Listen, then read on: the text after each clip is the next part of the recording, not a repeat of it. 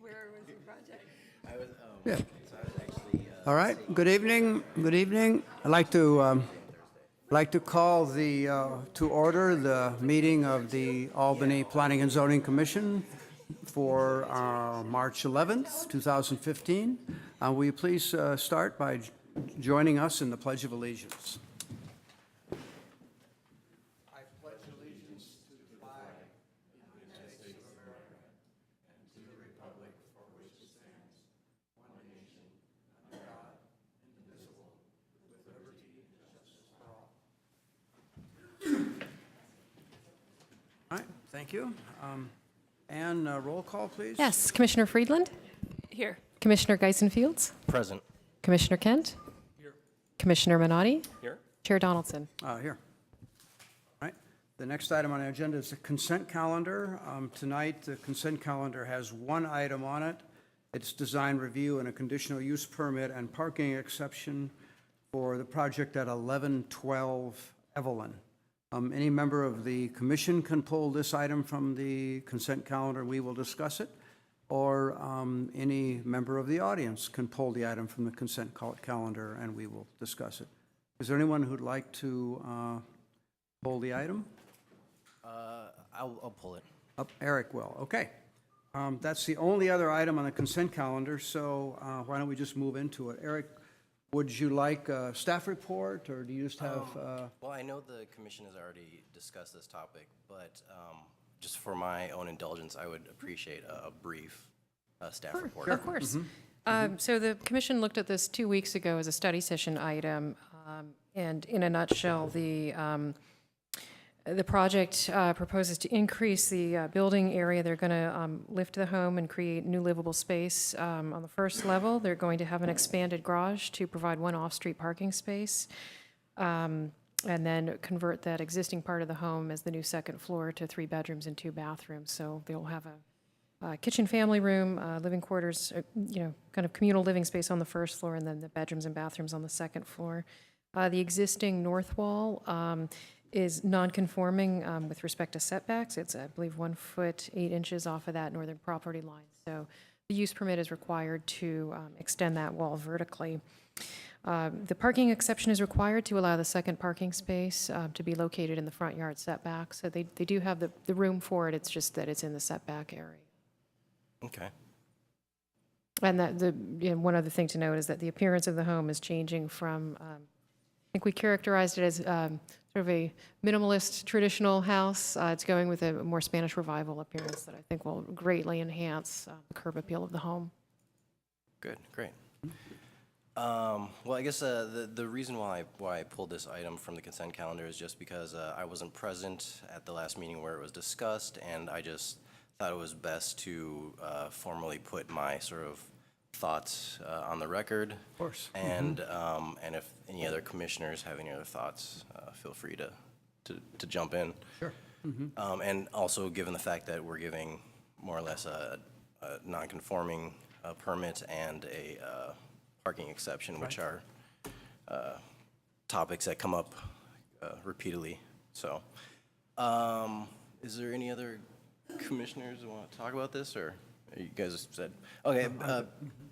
Basically, the only thing I just wanted to say was that so there's the issue of the non-conforming wall. I went to the site, and although I would ideally like it when somebody is sort of elevating or more or less redoing their home to try to make their project conforming to the zoning code, but given the fact that when I went to the site, the neighbor's driveway is adjacent to that area, so there's a bit of a breathing space and a fire gap, and so in that, those concerns are quashed, and also given the tight footprint of the site, I guess I'm more open to be receptive to the parking exception, and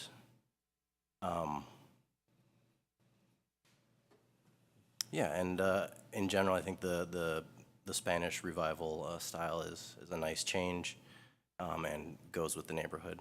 So I just wanted to put those comments on record. Okay, that's good.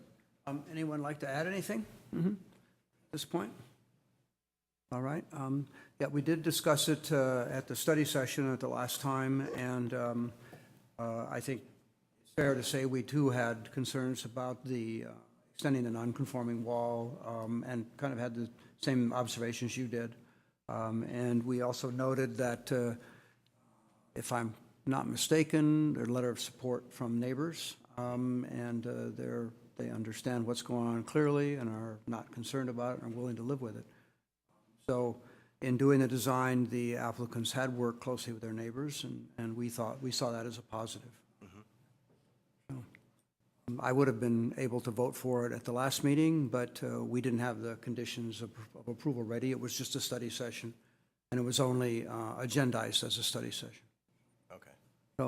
So I think our recommendation to staff was bring it back on consent calendar, and we'll see how it goes. So at this point, if anyone else would like to make any comments, that's good. Otherwise, I'll accept a motion. I think we're taking public comments? Certainly. I think that's a great idea. I should have a public comment. Yes, please. Is there anyone in the audience who'd like to address the commission on this item? This is on 1112 Evelyn. Yes, please come forward to the microphone.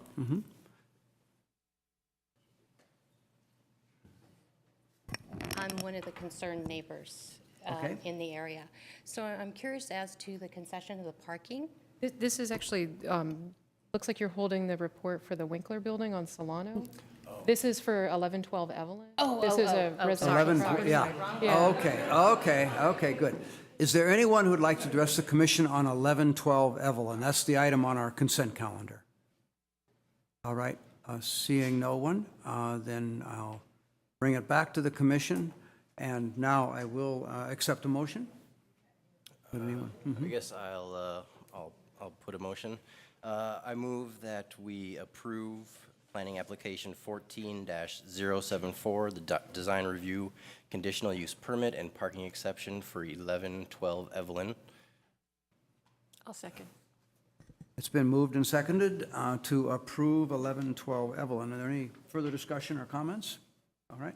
Okay, all in favor? Aye. Aye. Anyone opposed? No, it's unanimous. So your project's been approved. There's a 14-day appeal period, and at the end of that time, we'd like to ask you to take down your story poles. And also, if no one appeals the decision, then our decision is final in 14 days, and then you can proceed with your building permit applications and all of the details and working drawings. And good luck with the project moving forward. Okay, you're welcome. Great. All right. So the next item on our agenda tonight is public comment. We've just completed the consent calendar. Is there anyone in the audience tonight who would like to address the commission on something that's not on the agenda? This is just an open, kind of open mic thing for items that are not on the agenda. Okay? Would you please come forward?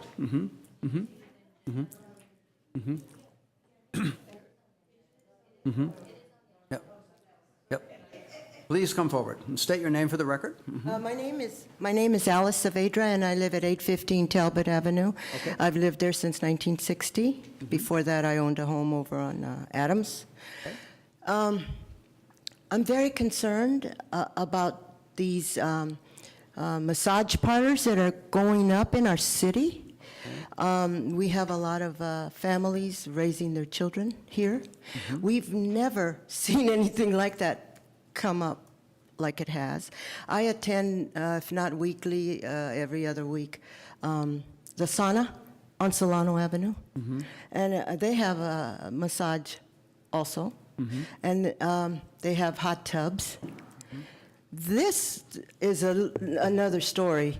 This, we have walked by several times over, and one of my friends walked in there. It's very suspicious. It's very closed with enclosures of different kinds. They claim that they have massages going on, but clearly there's something else going on. And it's little dinky areas that they're coming up in with the little enclosure and all of the lights going on and off massage parlor, massages. you and I know there's no massage going on. And I don't know how they got there and what happened that they're open, but supposedly it's easy enough to open a business. I'm not sure because I don't run businesses. I'm very concerned, and I'd like somebody to look into it, clearly. Thank you. Thank you. Yeah, we can't take any action on that tonight. We'll say this, at our last meeting, we had a similar comment during the public comment period. So I'm sure that staff has heard that, the commissioners have heard that, so. I'd actually like to just address Sure. Ms. Mhm. DeVader's Ann, go ahead. concerns briefly. I think I mentioned at the end of our last meeting that there had been changes recently in state law because this proliferation of massage parlors, it's up and down California. And recently, the state laws have changed to tighten the restrictions on massage parlors. And so one thing that we are going to come back to the commission with is tighter regulations. In 2009, the state of California really tied our hands in terms of being able to regulate it, and this is why there's been a proliferation. They've now given a lot of authority back to local jurisdictions so that we can, again, regulate these types of establishments. Okay, all right, well, thank you. That's good. Is there anyone else who'd like to address the commission tonight on something that's not on our agenda? All right, seeing no one, I'll move forward with the agenda to our first project of the evening, and that is planning application 15014, which is design review and conditional use permit for 540 Cleveland, the new public works facility proposed by the city. Jeff, I think, are you going to do the staff report on this? Yes, I am. Good evening. I'd like to briefly give you an introduction to the project, and then we have the development team here to talk in more detail about the design of the building. Briefly, this is a proposal for a new City of Albany Public Works Center. Up on the screen is, sorry, it's not super clear, but this vacant site on Cleveland Avenue between Interstate 580 to the west and the railroad tracks and Interstate 80 to the east is a vacant site. The city has purchased this property. It's a little bit less than an acre. And we intend to build a new public works facility. Historically, we've been renting our public works facilities. We're presently in the building immediately to the south in this area.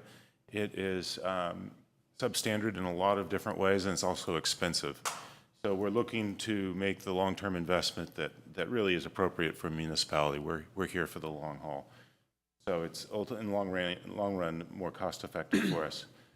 The Public Works Department consists of two divisions. There's a engineering division, which is a professional staff, primarily engineers, construction managers, and so forth.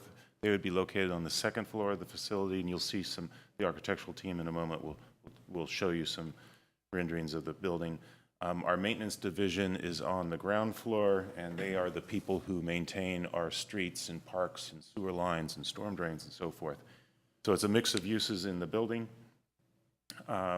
We are intending to develop this through a joint venture partnership. We've issued a request for proposals from development teams to help us design and construct and finance the project.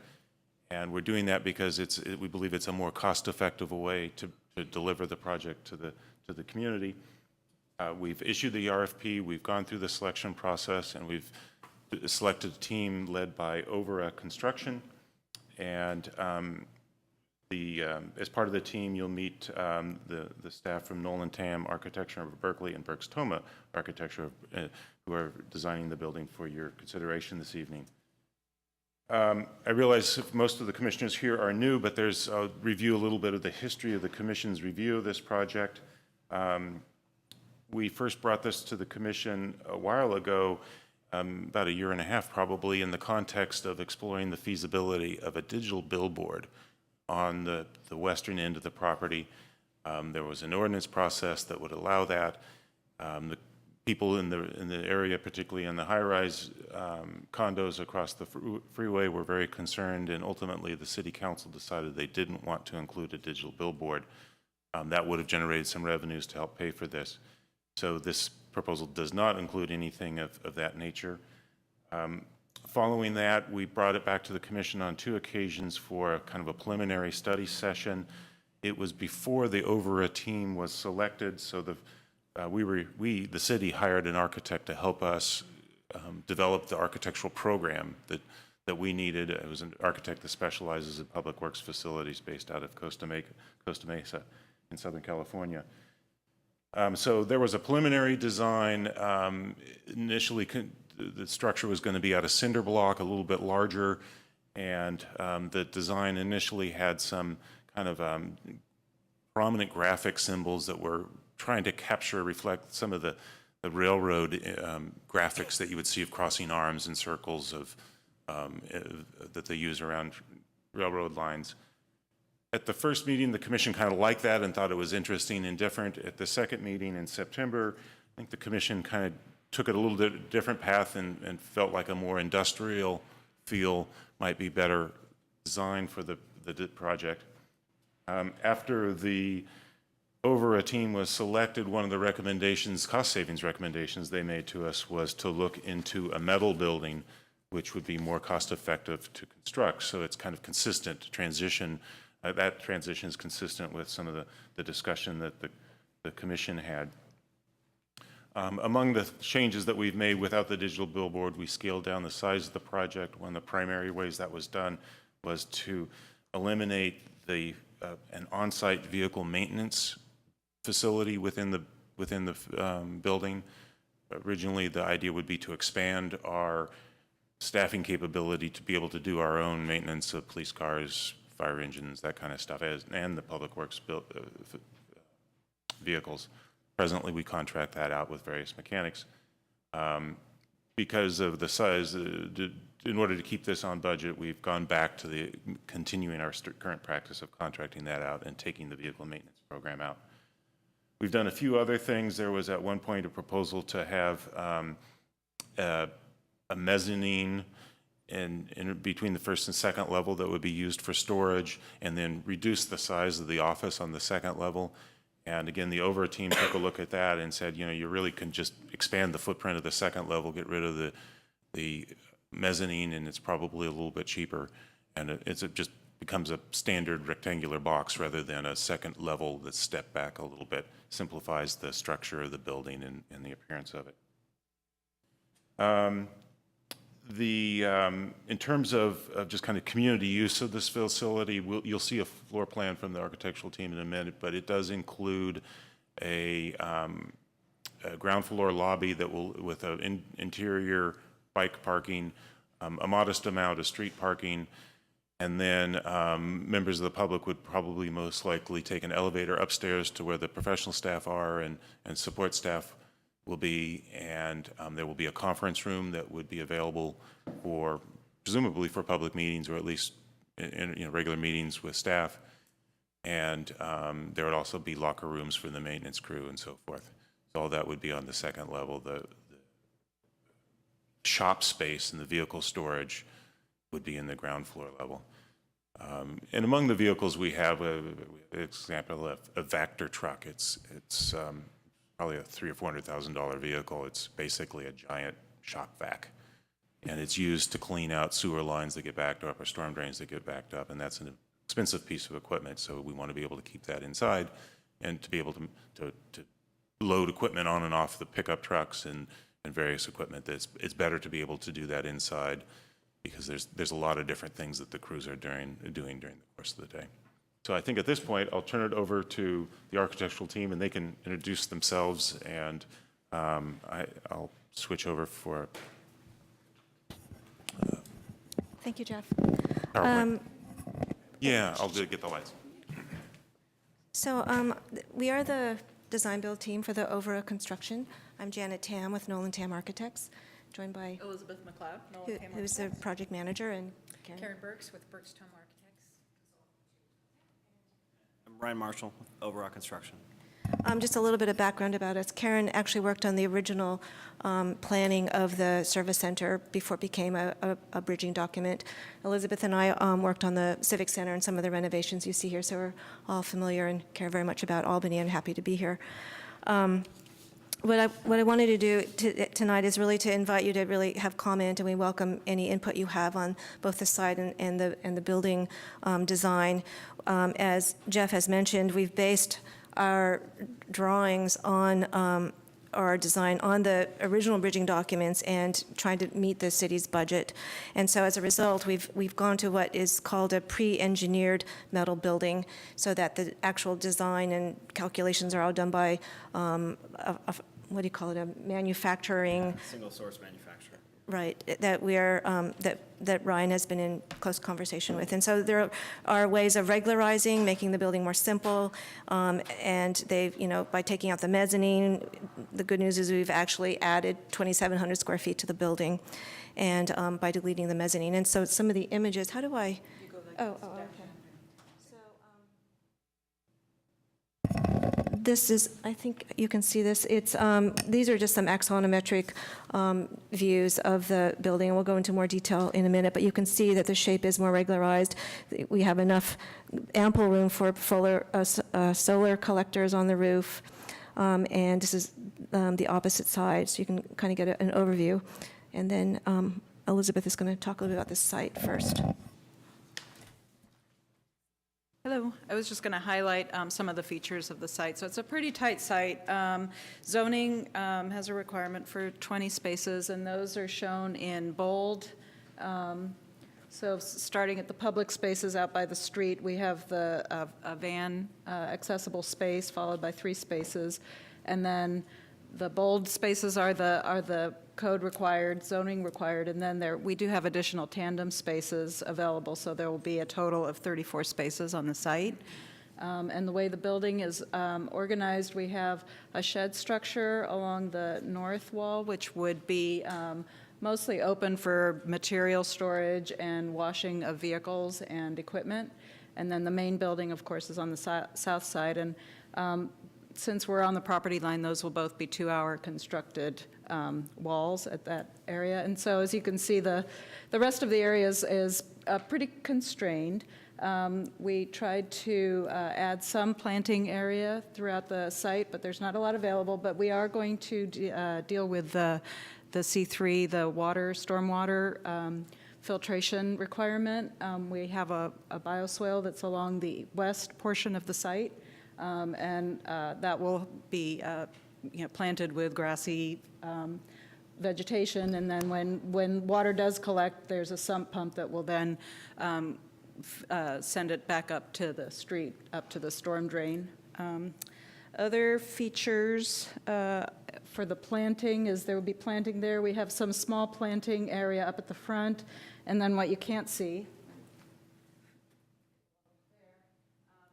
is planting pocket in front of the building that we'd like to encourage some, vegetation to grow up on the front of the building on the street facade. So I am going to pass it along to Karen, who will talk to you about the building. As Jeff mentioned, this is a 2-level building with a shop and parking facility on the bottom floor and office space up above. Can you hear me all right if I go over and do the Vanna White thing? Right. Sure. As Jeff mentioned, there's public parking out on the street. This is Cleveland on this side. There is a security gate that separates the public parking from the shop area. So the shop area is accessed here. There are parking spaces, as you saw in the previous plan, within the building, staggered with the storage shelving for all of the parts and materials that the crew uses, and then they can load their trucks and use them out. So it's a double-use space, opened up for working during the day, parking at night. There's a closed shop area for things that need to be dust protected and so forth on the far side. There are a couple of utility spaces for the generator and for the electrical that access out this. It is such a tight site. It's been very nicely compacted and planned to give access to all the things that need cars and deliveries, such as the paint storage and the oil drum storage on the side of the building. The main public access point is here in the front. It is a small lobby. There's an area for bike parking, and there is the elevator, but there is also what we like to call the irresistible stair, the daylit one with windows that makes you go up the stairs instead of up the elevator, which is where the main administrative reception is on the second floor. There's also a back stair, which I'll talk about a little bit more later, that leads to the crew area up above, and to their parking on the back side of the site. Second floor? Great. At the top of the stairs, there's a small lobby, all with views out to the east. The space Jeff mentioned for public conference, there's a conference room here that has some borrowed view across the stair, even though it's up in the interior of the building. A smaller conference room that's primarily for use by the engineering and administrative staff, but also could be used by the public. And then a lunchroom that's primarily used for crew and staff during the day, but could also be used to serve catering functions. The conference room is a public restroom. The administrative reception is in front center, again with some borrowed views out. And because the building is so deep, of course, the offices and people space are located around the perimeter, and we use the back side of the site for the archive storage, locker rooms, and additional storage. This we're hoping to have skylights and light tubes that will bring some daylight into these areas with the views of where the staff spaces are.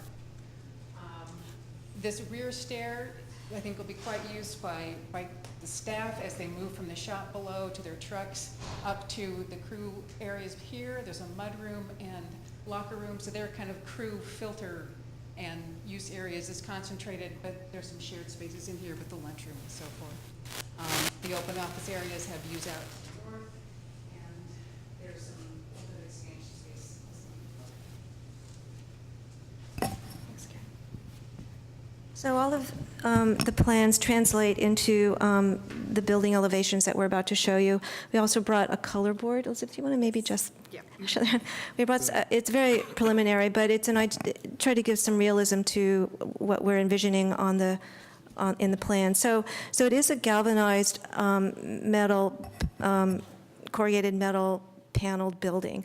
And so we have a lot of options for the exterior color if we want to paint it, or it could be a more natural sort of silver galvalume finish that you can also see there. There are some differences in durability that we're going to explore, but we like the industrial look that you can see in the drawing on the screen. The windows are going to be metal aluminum windows that will be custom, and there are windows that we have used in the past that we hope we can get here that have a two-color window, so that the sash that is actually operable can actually be an accent color, and you see that outlined in yellow on the drawing. The big windows in the middle are really the windows that accentuate the stair that Karen was talking about and really call attention to the front door of or the front face of the building. The public entry is recessed blue eyebrow or some kind of eyebrow also calling attention to it. Right now we expect to have some signage on the front, but we are deferring that so that we can explore it in more detail. But I think large graphics will also make it really cheerful and make it feel like a friendly civic public service building. So the recess portion, let me point to it also, let's see. The recessed portion under the blue eyebrow will have a contrast color of metal so that it might be sort of a rust color, which also would replicate itself in between the other windows, just to break up some of the silver. And we are accenting one blue column at the front door that could be exposed and also turned into an accent. So, and then the front door would be set back from the street so that it felt like a storefront as you enter and bring light into that public lobby. The other things to make the front door or the front facade more interesting, we have these yellow. Currently, they're shown as yellow, sort of eyebrows or sunshades, so that they're maybe 30 inches deep, enough to really create some real sun control. The bright colored doors are just doors into storage rooms that would be hollow metal finish and a nice accent paint. So that's pretty much our palette of materials. Oh, with one other thing, in your package you also see we like to introduce a little bit of wood if we can afford it. I'm sure all of you have been to Berkeley Bowl, or you've seen a lot of buildings around our area which have really nice western red cedar that acts as an accent. So we want to be careful about how much we use because it's not inexpensive. So we've located currently on the underside of the entry soffit and along the side wall. So when you come closer, you'll be able to see it. If we have more budget in the future, maybe as we get into it, maybe we can find other places of accent, but it's up to Ryan to make sure we're on budget. So that's the front door. There, as Elizabeth said, there will be some planting. We hope that will grow up in these small plant pockets to soften the front. There will be a sliding gate that closes to create security for the courtyard. And then you can see the little sides of the buildings adjacent. So our building is about 35 feet tall to the parapet. The back side, or the courtyard side on the west elevation, is very straightforward. It has the stair that Karen was talking about. It's a prefabricated stair that just takes a crew up to the second level. There's a canopy that serves as sort of a mud area, so staff can clean up before they go into either the warehouse or upstairs. Similar eyebrows for windows. But it's much more simple on this side. There is a potential for graphics on this side if we can afford it, because it is the view from the freeway, and it would be nice to also have some view from that. Okay. So then the third elevation is on the north side with the big rolling up doors, pretty straightforward. Bollards with accent colors so trucks don't slam into the siding. At one point we were thinking of CMU, but I think this is more straightforward. The bollards will take that into account, and again, we're trying to create a little more interesting band of contrast corrugated metal panel between the windows. Sorry.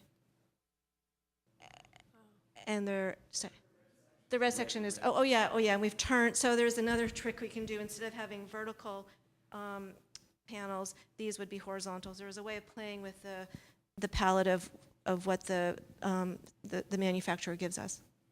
This is through the building. You can see it's very, very tall. From the finished floor of the warehouse to the second floor, it's about 18 feet in order to get all of the shelving box in there. And then some just sort of reference images of the palette of materials we're talking about. We have a little bit of concrete masonry block shown here, and that's mainly at the property line of the canopy. I mean, it's not there. Oh, well, of the sidewall on the, what side is that? Oh, on this side, over here. Doesn't actually make it into Yeah, over here there's some CMU wall. But otherwise, everything is primarily metal, and we think it's really an appropriate material. I know it's different from the CMU, but it's really in keeping with the whole neighborhood. So I think at the moment, then we'll go, we're going to talk about LEED for a minute. You're going to spend a couple minutes on LEED. Let's see, that was.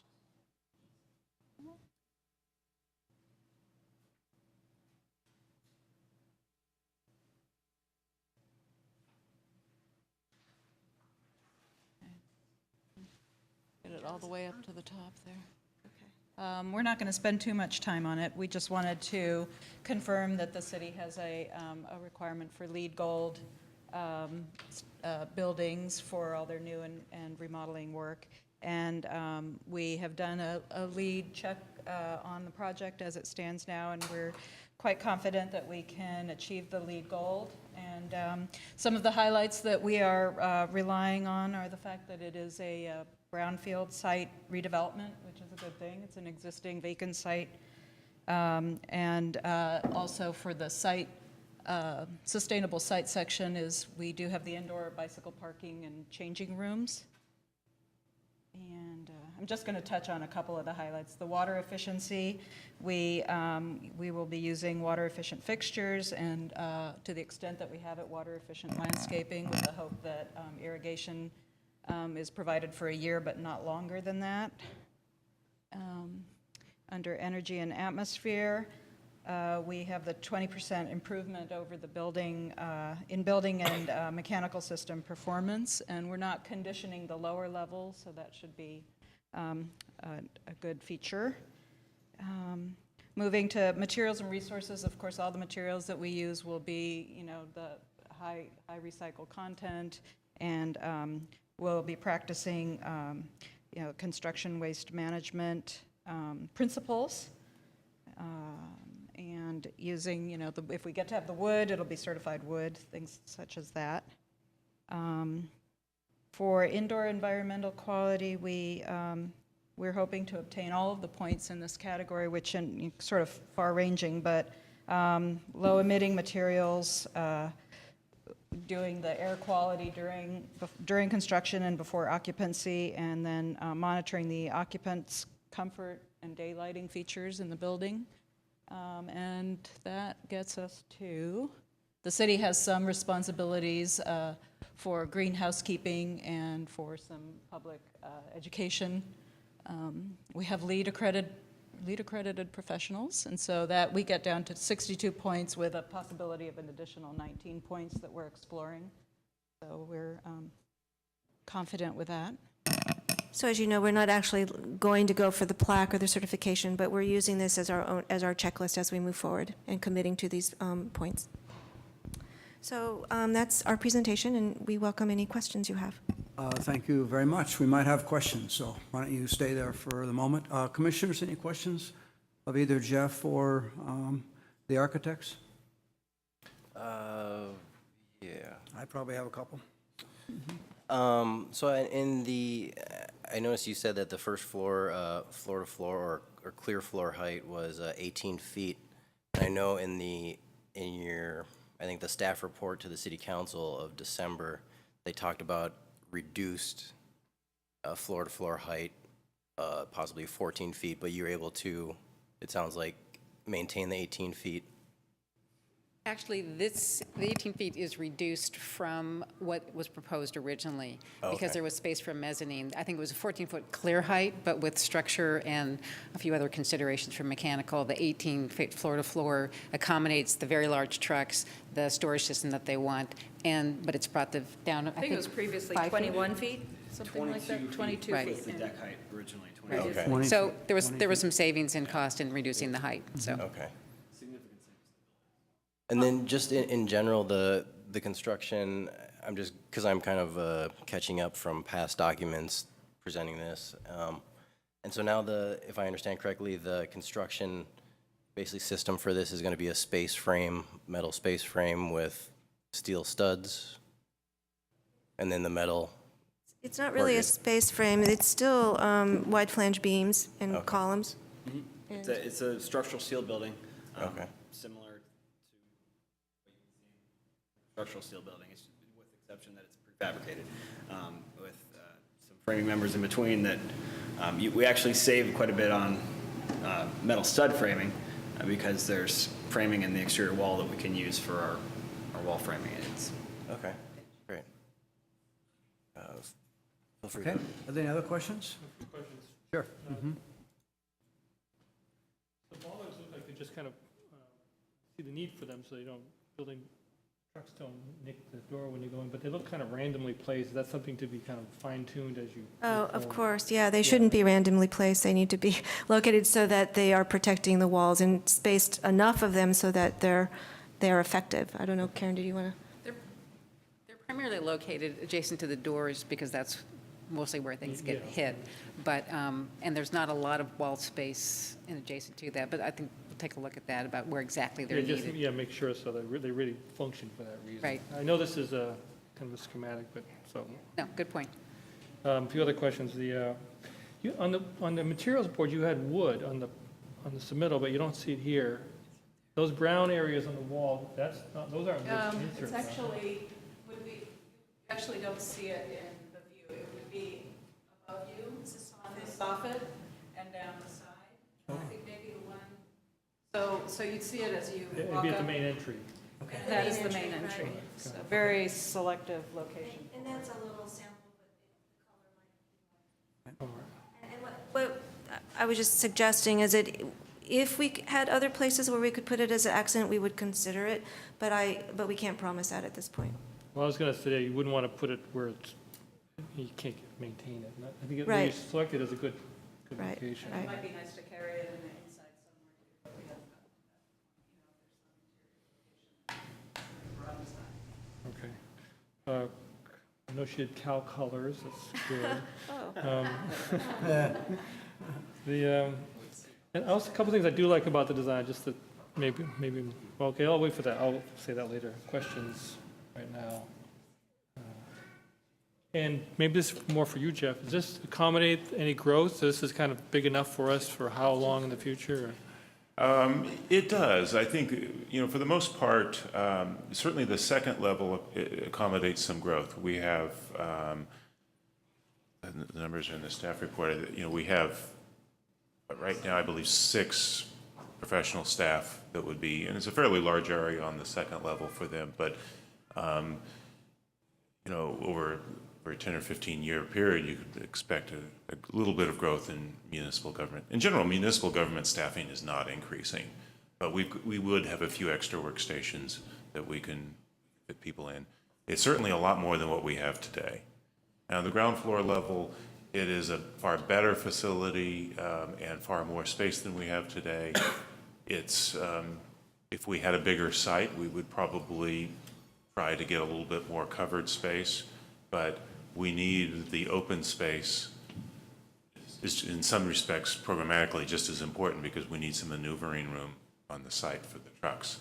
So bigger building would just make it harder to manage day-to-day basis. I think originally the bridging document was about 14,300 square feet. We're now at 17,000 square feet, and most of that is on the second level, which would be next to the offices and for storage. So it's an additional 2,700 square feet. Okay, thank you. Okay. There's a lot I like about this. I really like the cost-saving consideration around using prefabrication and simplifying the design. I think that's a big improvement. My question is to staff. Is there a style guide that's used on public buildings in Albany in terms of a color palette or fonts or graphic types? We do have a style guide that we use, not so much on buildings, but on, we have a font. We have, this room really captures our color palette, the city seal and the paint colors. So we would probably want to replicate that. And that's why one of our recommendations is if we can defer the signage to a later review, give you a chance to review it later on so we can play around with the fonts and perhaps even the color scheme of the entry area where there might be some highlight colors to bring that in. I just think it's a lovely design and it's a great visible location. It's such a nice opportunity to brand the Albany design aesthetic. So I think, and to create a new one too in the modern industrial style. It's nice. Good. Val? I had a couple questions on transportation. On the lead checklist, there's a public transportation score, and we gave ourselves a 6. What is that for? It's actually, we didn't get this. question mark. Yeah, we didn't. Oh, that's a question mark. Right. The public transportation, for that credit, you need to be within either a half a mile of a BART station or some sort of rail line, or a quarter of a mile of 2 bus lines with at least 2 stops. And there actually are 2 bus lines within a quarter of a mile, but it's as the crow flies over the highway. So there aren't any bus lines within a quarter mile of walking of the site. Yeah. So we we are within the radius for a lot of services and so forth because of its location near the mall and so forth. But public transportation, we don't get that. But we have spaces dedicated for low-emitting vehicles, preferred parking that would be dedicated on the site. But and bike racks. Yeah, so we're not. The transit service is on Pierce Street, so you'd have to walk south and cross over at Washington. Yeah. And I don't know how ADA handles parking but I just noticed the disabled parking space is kind of furthest from the door. Is that typical, or is there a reason? At least on the drawing, it had it on the far left side. Well, we were actually trying to economize on space, and the clearance that's used for the aisle for the handicap access is actually doubling as the access to the storage room as well. So that's really why. And those are the red doors, right? The red doors, Yeah, right? okay. Because things have to be wheeled in and out of that door. So it's doubling, and we were able to get actually another parking space because of that. And it's close enough. It meets code to the front door. Okay. Okay. And then can you talk a little bit about, it was unclear to me on the solar, whether that was part of the project or It's on the drawing, so. Yeah, it's on the drawings. It will be part of the project. We're exploring various financing mechanisms, and we may end up doing that as part of the project, or we may have a separate arrangement with either PG&E or another. There are a lot of nonprofits that are doing this kind of thing, where we can be more advantageous to just have that as a separate element.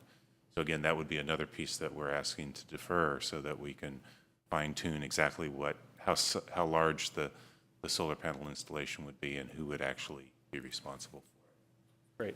Does your lead score include the solar? I was going to say that, yes, we are taking the PVs as part of our credit, and Okay, it's actually so that- several points for PVs. We're Okay. depending on it. It's 7 points, and we're calling it 13% of the renewable energy source. Okay. The last question was on water recycling. I don't know what the schedule is, but the outside bay has water washing, right? Is that recyclable or stored, or? It How could is that be. handled? We're waiting for East Bay Mud to bring the recycled water line from their Oakland treatment plant up to Albany. For projects like this, we like to plumb it with the purple pipe. It's the recycled water pipe. But right now, and for the next few years, we're not going to be I able think to. you're asking about the wash bay? Yeah, do we capture the Yes. water from that? Oh, Yes. isn't it? Yes. Yes. Yeah, those are That has a recycled. mechanism That's for right. recycling, yeah. Thank you. Okay. Oh, on-site, that's on-site recycling of the bay or There's the a, water. there's a specialized piece of that storage building that is for washing down trucks. And it has a captured drain, it has a roof over it so that you don't get rainwater going through all of that. And there's a mechanism for bringing it in and recycling it so it can be reused. Thank you. Okay, good. All right. I have one more question. Sure. And this is more for staff. I know it spoke about deferred actions for this project, and specifically, I'm just thinking of the signage, the lighting, rooftop screening, the fencing and gates, and the public art aspects. And so one question specifically is the lighting aspect. It seems to dictate that that's going to be reviewed just by the community development director. Is that something that we could? No, we would like to bring all this back to you, Okay. hopefully as one package. Okay. The lighting could be I don't think it needs to be, but I could appreciate that people who live across the freeway and the condos, if it weren't well done, could not be happy with some bright lights shining. And it's also an issue to some degree, perhaps, with the wetlands to the west and the migrating birds. So we want to have a good lighting program. Okay. Address those concerns. Okay, yeah, and I guess I just wanted to, kind of confirm that those will be represented to Yes. us for consideration. All right, that's great. I'm looking through my questions, and I think other commissioners have raised most of them. One I wanted to ask you about, some of the colors are pretty saturated, pretty bright that you're proposing. How durable are they? Are they going to fade? Is the blue and that red going to fade in ultraviolet in a few years, or is this a special kind of pigment that's has metal in it? Well, they're good concerns. It's a Kynar paint, which is a really, really good paint. I mean, it's very, very durable. The elevation you're looking at is on the east side, so it'll get morning sun, but it won't get the harsh, west and elevation south, yeah, and south. right. That's a good point. Right. So I think we want to be, I think the body of the building is really going to be, something, very light, so it'll reflect. We'll ask those questions of the manufacturer, but Kynar finish is actually pretty good finish. Yeah, it's pretty standard in the industry for Okay. windows, frames, and, you see it. I think he's talking about the siding, the paint. It's also Kynar finish, yeah. You think so it'll be pretty color fast for a while then? Yeah. Good, 10 years, 15 years, something like that. Okay, all right. Maybe someone will want to talk a little bit. I'm really missing the mezzanine and the change from the structure that had more articulation on the second level to a box. It really bothers me. I'm sentimental about the earlier designs. I thought the first design was really nice, and I recognized that the budget has been cut. But someone talk a little bit about the trade-offs in that and why you really felt it was better to go to this box?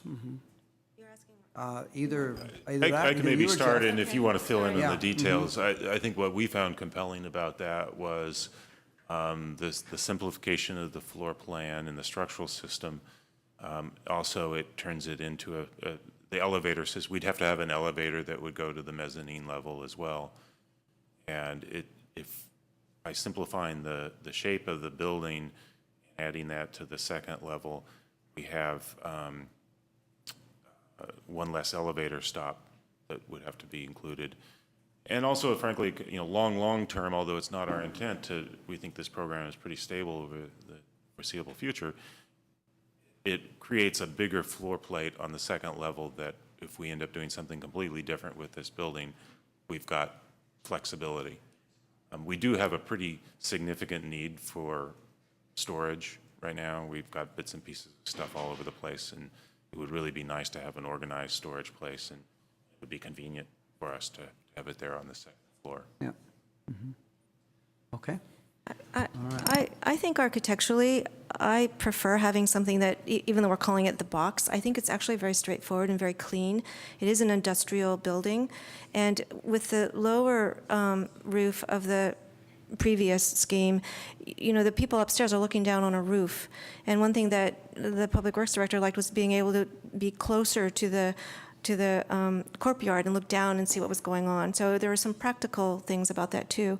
And I think having a recess at the first level at the lobby helps create some real interest where it really matters, where the public can see where the front door is.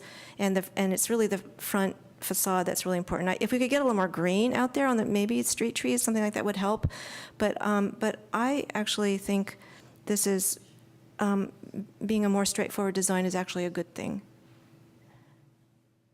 Okay. A good comment. And the fencing has been deferred, is that right? That would be another one that would be important to the appearance of the building. Yeah, we want to bring that back to you. And we have a big range of options there with fencing, or goes from the basic standard everyday chain link to something So what much was in the nicer? bridging documents was. Pardon? In the bridging documents, it was a cast iron fence, I believe. And we have that in the front currently, and I Okay. believe on the back side. But there are other options. We haven't pursued them a lot at this point. So you think there'll be enough budget to do something nice and more expensive with the fencing, at least in the front? I believe so, yeah. Okay. With what's in the budget right now, I think we can Okay. at least give what was in the bridging documents, which was better than this chain link fence. We weren't planning on chain link. We're planning on Yeah. something that more like what Yeah. you see here. Yeah. Okay, okay. All right, any other questions? All right. Two couple last questions. I guess, the applicants in general, do you think there will be funds in the budget to do any kind of screening on the roof for the HVAC elements? Which was, I think, previously kind of proposed, but that might be a deferred action too, I'm not sure. So there's actually a parapet that is 30 inches. 30 inches tall. Something tall, yeah. So we think from, street side, there's not much chance you'll see HVAC. Are we more concerned about the top, but looking down across the freeway? We've discussed it.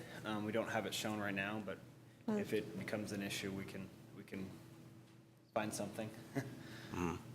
Yeah, okay, yeah, I guess, I see it. But what you're seeing in this image is actually the elevator overrun. Are the? Yeah, the Oh, yeah, okay, so you HVAC. guys had it. There's smaller little units on the other side of the elevator. We're thinking the elevator penthouse could be one of those accent colors of the galvanized corrugated metal. We'll do site studies if we need the screening.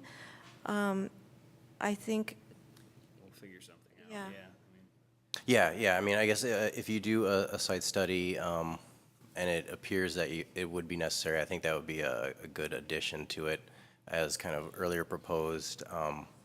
Obviously, it won't be that visible from the street, but it could affect people's views from the housing across the street. would be- highway. yeah. All right. Any other questions of staff? Then I'd like to open the public hearing, if there are none, okay? All right, we may have questions for you, so feel free to sit down for now, and we'll call you back up when we get into the discussion of the project and may have additional questions. Thank you very much for your presentation. I really appreciate the details, and I think you did a real nice job on showing us what the project's about. Thanks. Okay. Is there anyone in the audience tonight who'd like to address the commission on this project, the proposed? I don't have any, Just wait, just a minute. Excuse me. we don't There are have no any speaker speaker cards. cards, so if someone does intend to address the commission, we'd Sure. ask that you If you'd fill like out to a address the speaker card commission at the on back this of the room. building, please come forward to the microphone. And It's not that big of a question. Is the siding horizontal, did they say? I don't know, I'm not. Most of the siding is vertical. The gray, the galvanized metal is vertical, but the accents colors would probably be horizontal. So we're using both. Primary, though, is vertical. I'm concerned that it's going to get dingy and dirty rather quickly between the two freeways. Dusty. Well, you bring up a good point. I think if it's a lighter material, it's like a car, you probably tend not to see it as much, but I mean, we live on Talbot, and our windowsills get dirty Really? like that. But maybe there'll have to be some maintenance done from time to time. Yep. That's a good point. Building has to be kept clean, yeah, maintained. Is there anyone else in the audience who'd like to address the commission on, was it 940 Cleveland? 540 Cleveland. 540 Cleveland, 540 Cleveland, okay. Seeing none, no one coming forward, then I'll bring it back to the commission for further discussion and motion, if appropriate. Anyone care to start? I think it's a really thoughtful design. It sounds like it was a very thorough process. The bridging, to develop the concept and provide the bridging documents. Like I said, I actually really appreciate the cost consciousness as a taxpayer here. I'm happy to see city funds going to a simple, well-designed, cost-efficient building. I like the green features. I think it would be nice to be able to incorporate some style guide, some of the Albany fonts and colors eventually, but I would certainly support this planning application. Next. Anyone? Take it, go ahead. I also like the design. I think if I'd seen some other designs, maybe I would be swayed, but just seeing this for its own merits, I like it quite a bit. I think it's simple, straightforward. A couple things I do think have been considered that weren't mentioned. The the west side where you have the little bit of an overhang, that's kind of a small gathering area, I think, for employees, which is great. A lot of these industrial buildings, people still have to go outside. There's people, even though they're for heavy vehicles and for maintenance, people still work there and they have to be human. So you do have that little space outside, which is nice. The planting isn't articulated much on this, but I get the general sense. I think generally in a building like this, the planting can do a little bit at the entry to welcome people, but also plays a role in keeping people off the building from rubbing against it, and so it does preserve the facade of buildings if you have foundation planting. Might be something to consider around the backside where you have a lot of workers that will tend to lean up against the building. The planting might keep them off it if it's appropriate. I'm assuming that it functions for all of what it needs to function. I haven't been involved in the beginning of the process. I don't know what we've gained or lost over the months, but looks like it's sufficiently solving our needs. The other comment was also again about the materials. I didn't feel that metal, but I'm assuming it's a heavy enough gauge where it won't be easily dented if someone trips and falls or runs a little thing, something into it, assuming that it's strong. And that comment about the corrugated panels being horizontal as opposed to vertical, that's a good one. You will get a lot of dust built up on that one. I don't know if it would harm it that much if they're all vertical. Tend to be less dust that way. And I already commented on the nice cow colors, and I did realize you had Stanford in there, so maybe you want to think about those red doors a little bit. So, that's all. Val, any comments? I like the design. I think it's appropriate for the the setting, and I also like the sustainability feature. The only thing I would say is I understand the designer's plight in having to deal with value engineering. It can be a difficult process. And to kind of address your concerns, Doug, I think part of why it ended up in this shape compared to the past is that, just in general, my experience is that the most efficient form is a cube or a square. You get the most usage of square footage, and the less ornamentation on the exterior you have, the lower the budget can be. Having said that, though, and given the fact that it is a very industrial area, which I understand, the buildings on both sides of the lot are similar materials, I do want to make sure that this doesn't sort of get lost in the wayside, if you will, of that industrial complex, and that we try to maintain some notions of a place so that it doesn't just become anonymous. And to that effect, I think some of the deferred actions, such as the signage, the fencing, screening, lighting, and the ultimate final color scheme will, I think, have a big effect on that. And so given with what we have now, I guess my only real comments are just if we, I guess, I would like to see a little bit more articulation of I'm just trying to think of ways to add detail to the building so that's just not a big corrugated metal box. But if for instance, like flashing details at the windows, whether it be either flashing detail that's painted a bright accent color, or if it's an actual sill detail that comes true or proud of the exterior face of the building, I think would help to add accent. I think the sunshades are a great idea. And I guess, yeah, I guess my main concerns are just sort of further down the line, the signage and the screening and fencing. And also just in general, I think it's a good attempt to try to create that base of the building by adding the concrete block in the other parts, but also I think previously it was discussed of having, I could be totally wrong on this notion, of having a mixture of materials of a base of concrete blocks and then metal for the sort of middle or top of the building. So I guess I would like it if the applicants kind of explore that, at least at the public face, the front of the house, the front facade of the building.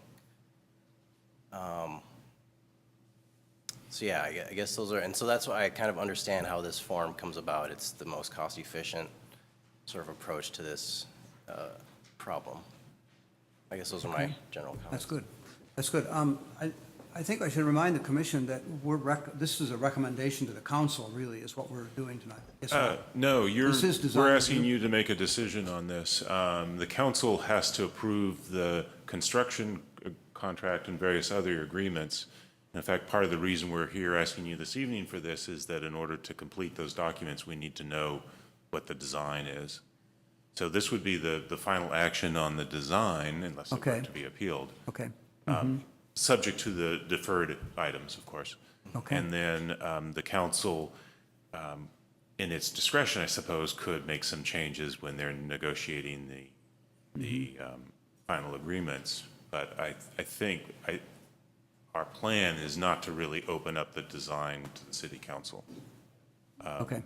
And we're just going to follow our Okay, so we're procedure. doing final design review. So Eric, think about your thoughts as conditions of approval when we have a motion here. Okay. Because this is it. All right.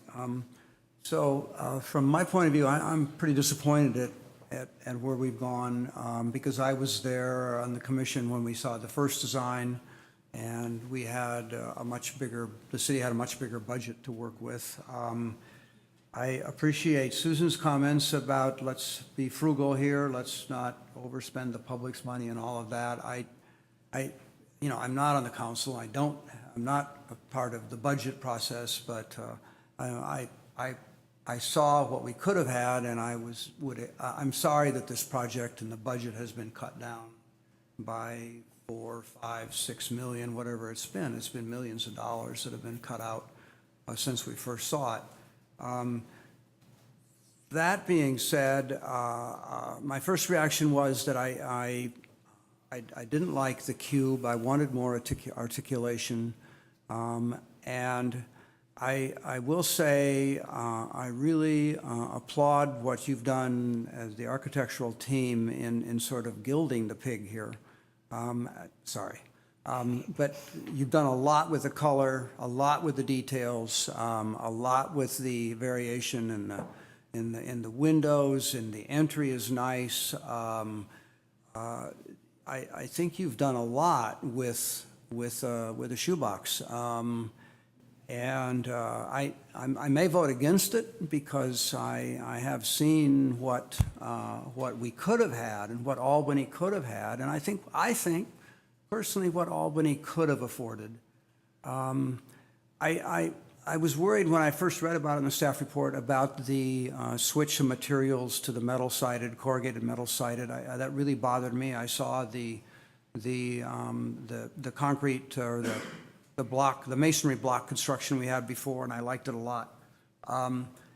I think the argument is correct that this material is okay, if not appropriate, in that environment along Cleveland. I mean, it does match with the industrial style of the other buildings, and in fact, this will look a lot better than the older buildings on either side of it. There's no doubt about that in my mind.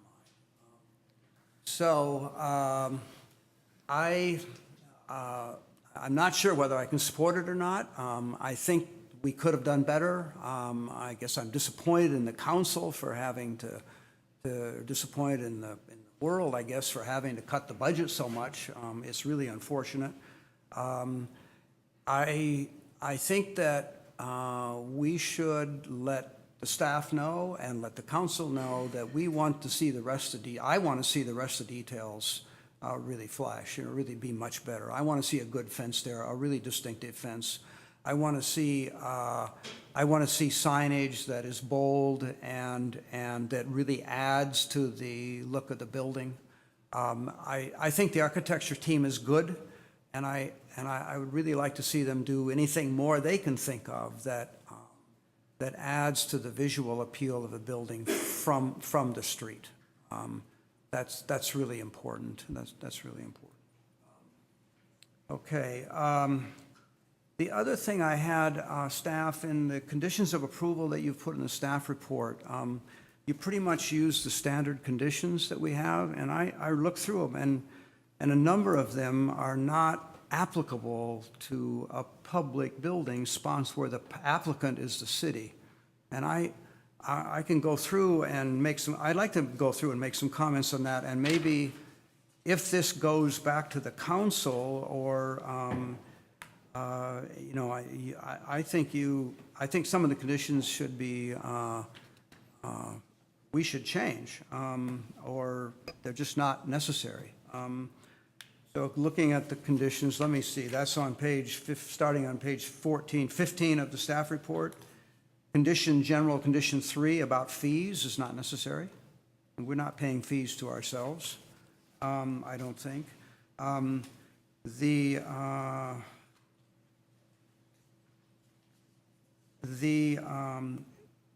conditions for the shielding of lighting and the exterior lighting, and this is true in a couple other cases, are not the same language as the mitigation measures that we're asked to approve in the neg deck.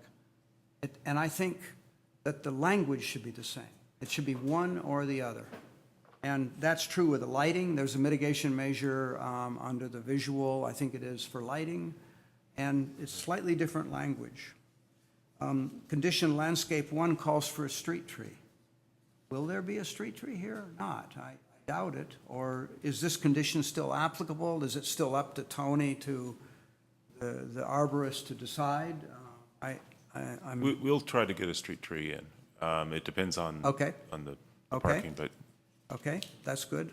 Flooding damages, not necessary. The city is that condition grading 4, because the city is not going to hold itself harmless.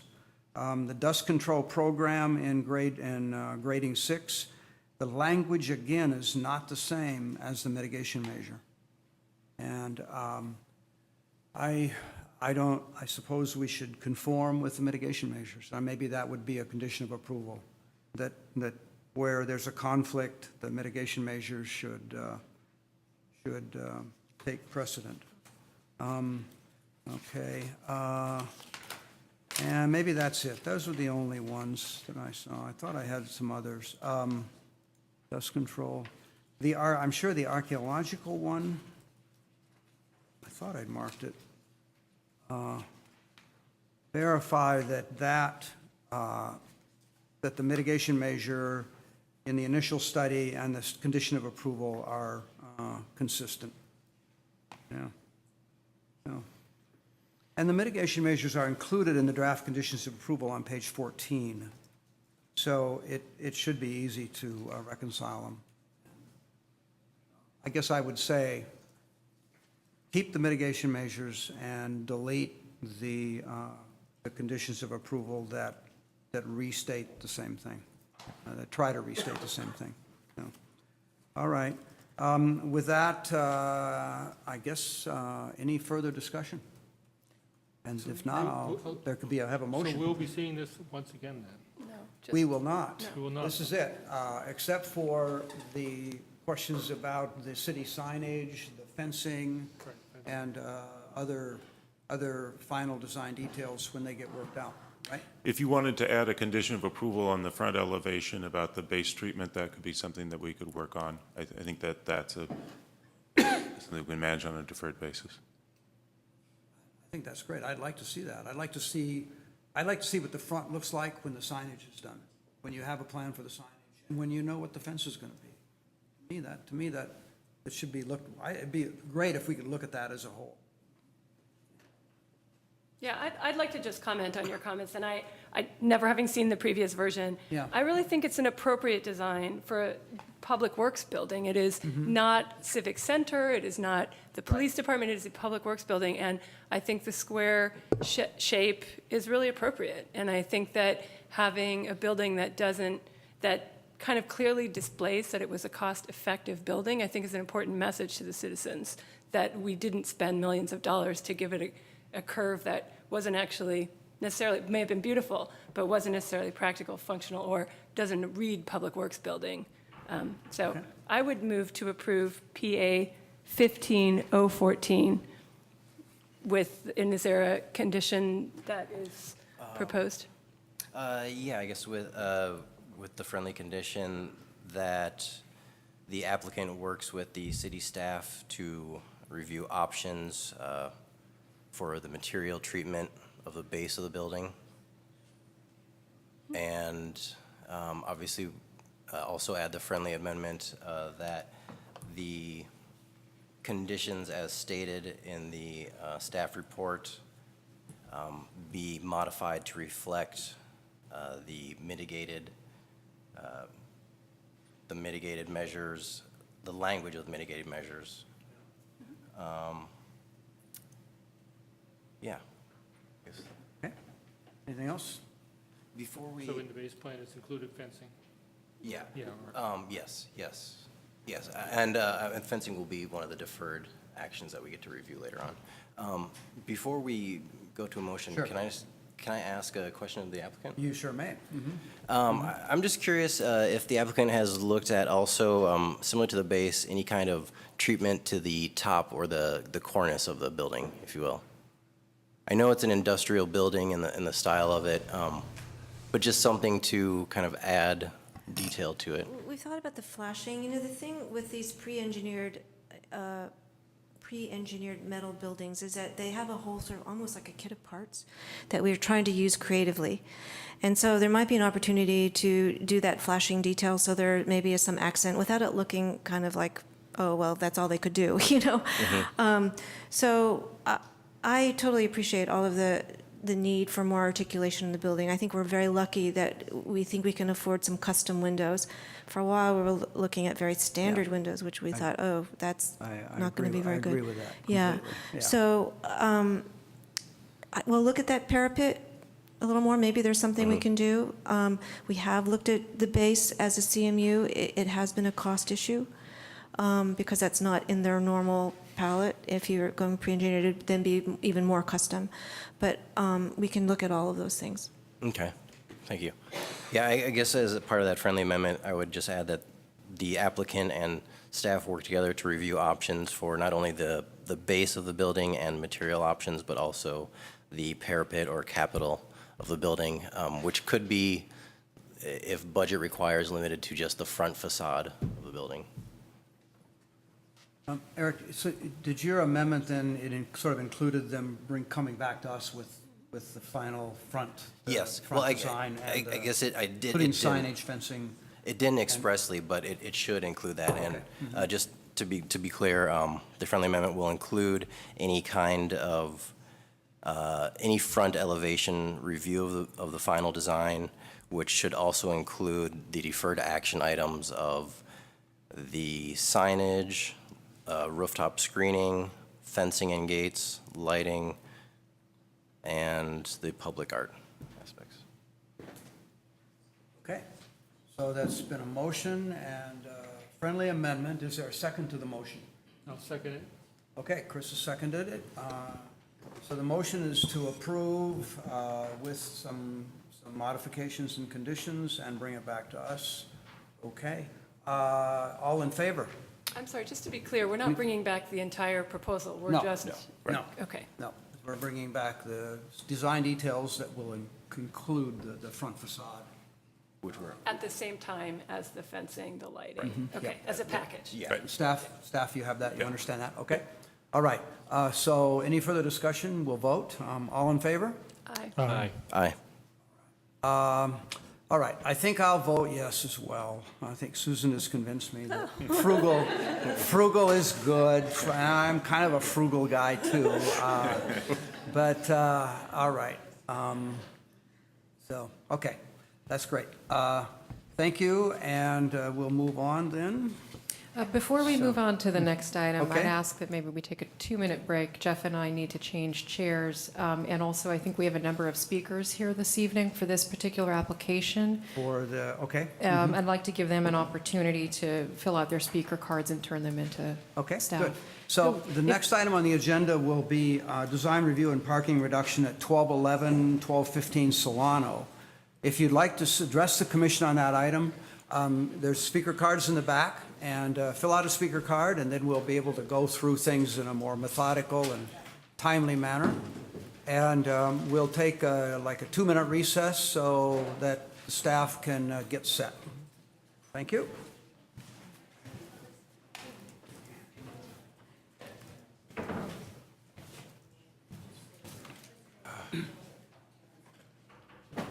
So, are you going to leave architecture and practice law, or do some? I mean, ideally, I'd like to do the kind of intersection of both.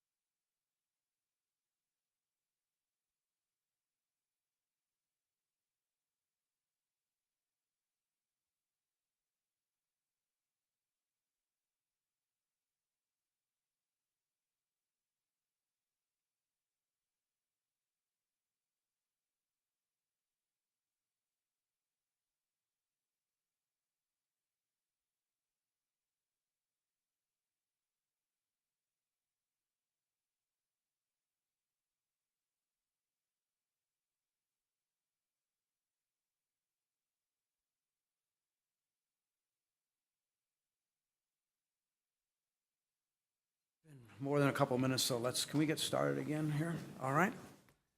Okay, so thank you, everyone. The next item on the agenda then is planning application 15013 for 1215 Solano. Ann, are you going to do the staff report? Yes, I am. Okay. Good evening. Before you this evening is a request for design review and parking reduction approval for an 842 square foot addition to an existing commercial mixed-use building at 1215 Solano Avenue. The subject lot is 2,969 square feet. There's an existing 2,873 square foot mixed-use office building that was built in 1962. The building contains office uses with one covered parking space on the ground floor, as well as 2 residential apartments above on the second floor. In recent years, the building has been used for Daniel Winkler Real Estate Services.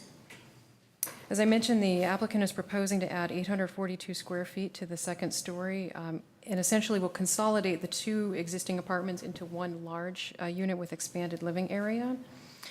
Currently, the site has 1 off-street parking space where 4 are required for those apartment units. With the reduction in the number of apartments, this actually reduces the requirement to 2 parking spaces, one of which is already provided and is proposed to be enclosed as part of the project. As a result, the applicant has applied for the reduction for the second off-street parking space for that upstairs unit. And you can see here, we have the Google Street View up. This is the existing building. This is the existing off-street parking that's provided. Immediately in front of the building, there is on-street parking. However, I wanted to point out for the commission that this adjacent area where the frozen yogurt shop and Hal Hoffman's offices are located does not have on-street parking. That area is red curbed because it is an AC Transit bus stop.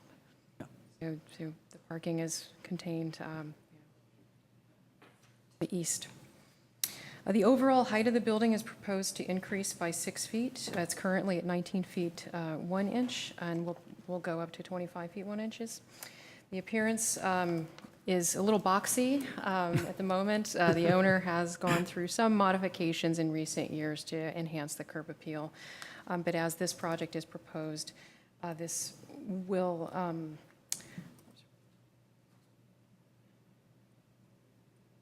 the appearance is going to change quite dramatically. So here you have the existing building, a little boxy, as I mentioned.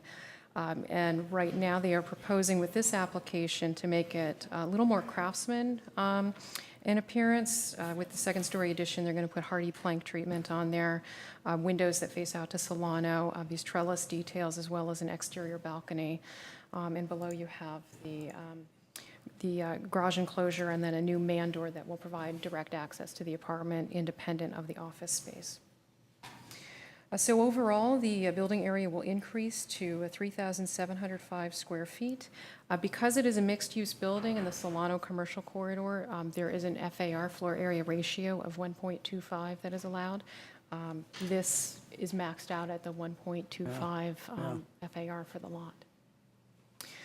So with that, we recommend approval of the project. The architect is here this evening to make a presentation as well, and I believe we have a number of speaker cards. Okay. Any questions of Ann? No. I have one, at least. So is there any record in the files about what was done with parking when this was approved? There are 2 units in here right now, is that right? That's correct. And yeah. So they should have 4 parking spaces Right. under current coding. Was there any discussion of that in the earlier records that you could tell, or do you know? Mm-hmm. I don't believe so. Did we have parking 1962? 1962, yeah, they had the one off-street parking Post space. 58, And originally, this was actually built as a hair salon, so not as an office use per se, and then the apartments And were do you know put when above. when the apartments were put in? I think it was in the late 60s, early 70s, but I would have to double-check our laser fiche to confirm that. Okay, all right. Okay. Mhm. Any other questions?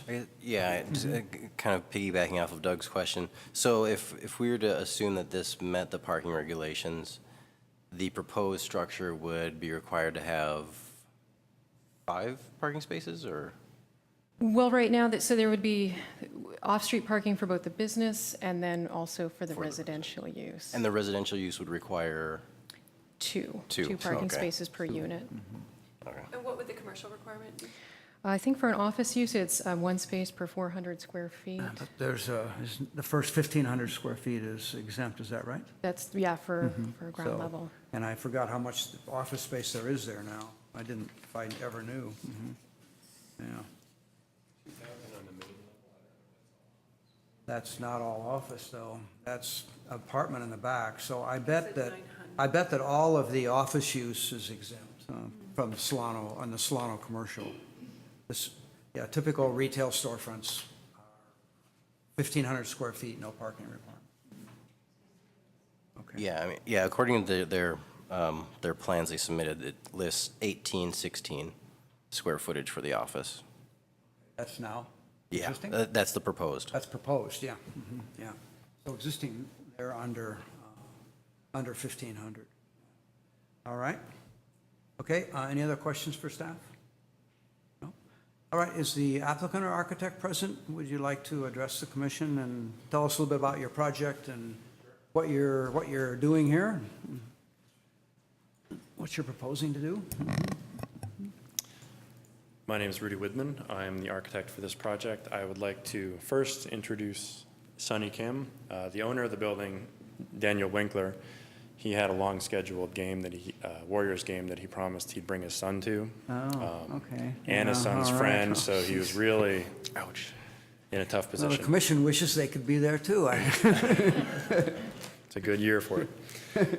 At any rate, Sonny would like to present and she is the office manager and currently lives in this building in one of the apartments. Okay. She'll make the first presentation. Okay. Hello, my name is Sunny Kim.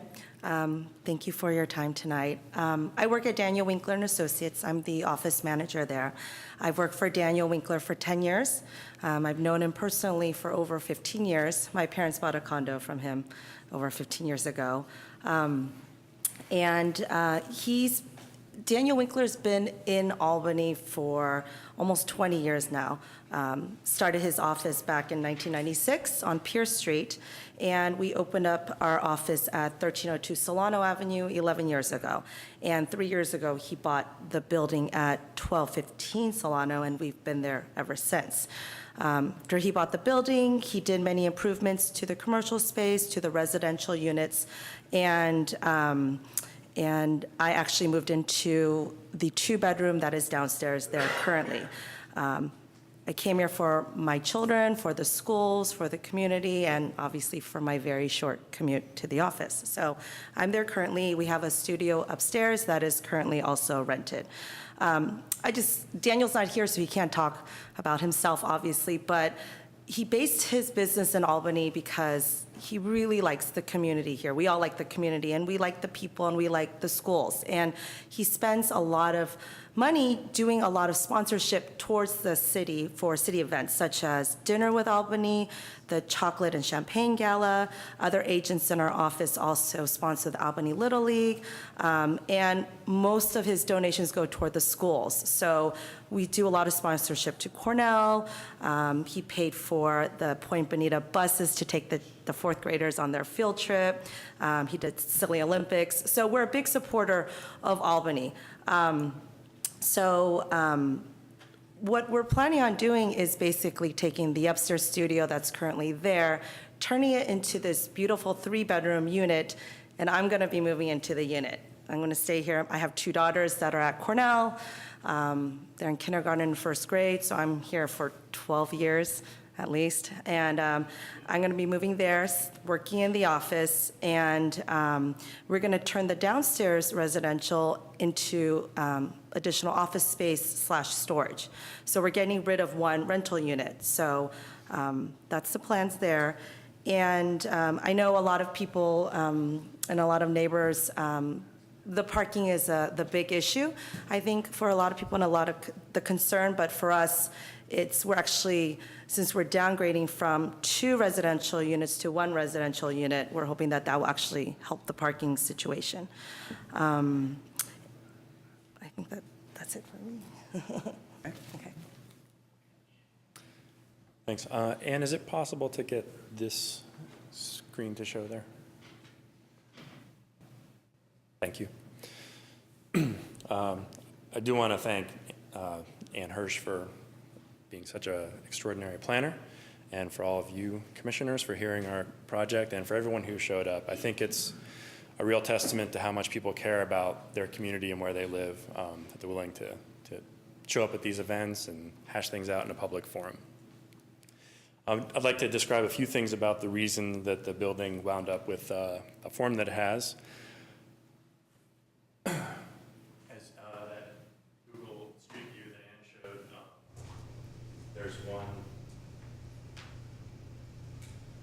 there's the carport that's open, and then there's on-street parking to the right of that. So it's really impractical to add any parking to the building. In addition, this side of the building is where the current office is, and it has skylights along the side. And one thing we want to do is preserve those skylights, because the building is enclosed on 3 sides, and it doesn't have the great access to natural light. So that's an important component of the existing office. Further, we wanted to sort of patch up the gap tooth that's at the front, give it a nice street edge, give some good urban design to that part of Solano Avenue, not that it doesn't have it already, but to augment it, and also not to present too massive of a public face to the building. In addition, part of the articulation of the elevation is to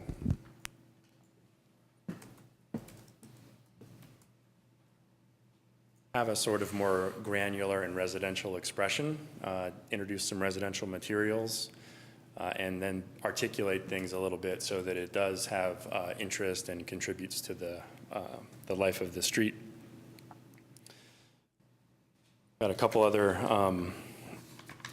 things I wanted to say about the parking. I guess parking is one of the big issues in town, and it's, that's the way things are. But I think that there's a legitimate case to be made to give us the exemption for the parking space requirements. In the ordinance, there is an exemption for residential uses, and it's under the heading of additions where no new dwelling units are created. As has been mentioned, we're reducing from 2 residential units to 1, so we've already lessened the parking requirement. But then it says where no dwelling units are created, there is an exception for residential uses when space is not available to provide the required parking facilities without undue hardship. There's also an exemption for non-residential uses, and I'm sure that you all know the ordinance history more than I do, but it does say that properties in which structures have been erected prior to the effective date of the subsection are deemed to be in compliance with the off-street parking requirements, as long as you maintain that existing off-street parking space. I think that I've read through some of the material that has been sent in, and there are some arguments that folks can't leave their parking spot because they fear returning and then losing their spot. And I think this is a tacit admission that those owned properties aren't meeting their off-street parking.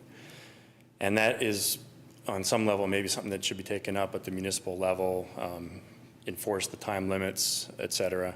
But I don't think it's fair to use that argument, which is more about convenience, to restrict Mr. Winkler's use of his own property and his business needs.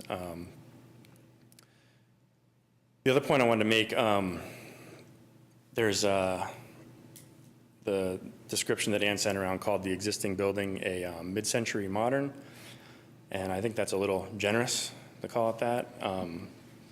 I measured the building, and the residential units are fairly constrained. There's not a great layout, there's not a great access to natural light.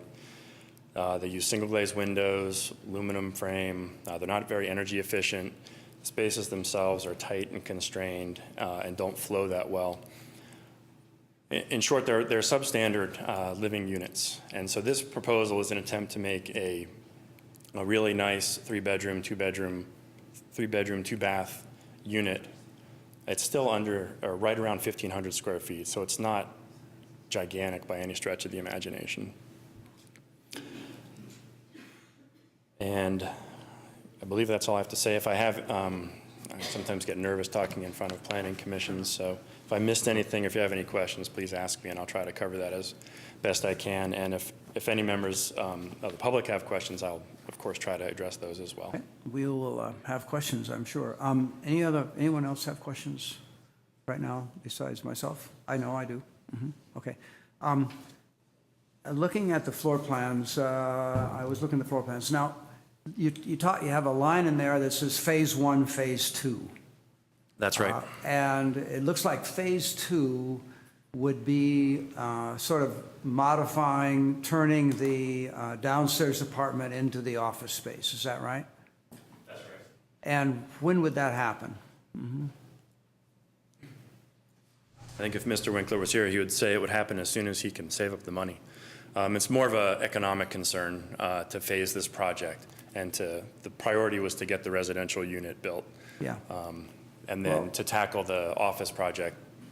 Tell me if my concern doesn't hold water or not. But my concern is that you would build a unit on top, and then we'd have left downstairs a living unit.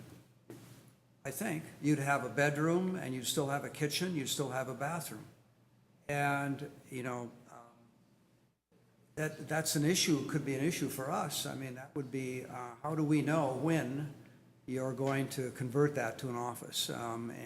So there you go. You have a brand new expensive unit upstairs, and then Daniel Winkler doesn't expand his office and just quietly rents out the downstairs unit, which will be a perfectly viable apartment. I hate to be cynical, but that's what I saw. The first thing, something I saw when I was looking at the plans. Sure, and that's totally. I'm worried about that. I appreciate that concern, and Sonny may be able to address it more thoroughly, but from my perspective, what we're planning to do.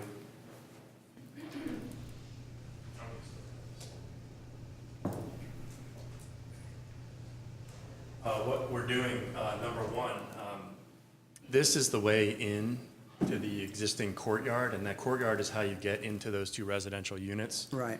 We're closing off that, so there would be no public access to this courtyard. The other thing we're doing is opening up this space here so that if need be, the old residential kitchen can be used as the office's break room and kitchen. And further, this bedroom over here is being converted to a mechanical room. Yeah. And also, Mr. Winkler's indicated to me that. Mechanical room? What would be in the mechanical room? It's a pretty big room. It is. I mean, the contractor would, probably want to give me a kiss because they never get these big mechanical rooms to work with. But we're going to have HVAC equipment for both units, water heating. I think the goal someday is to put PV equipment there, so inverters and whatnot. Just give enough generous space so that there's room to do the mechanical equipment. Okay. And Mr. Winkler's also said that he would, whatever requirement would make you guys happy as far as like a deed restriction or whatever you need to put in there in the conditions to make, if you need to have yearly inspections to make sure that's not a residential unit.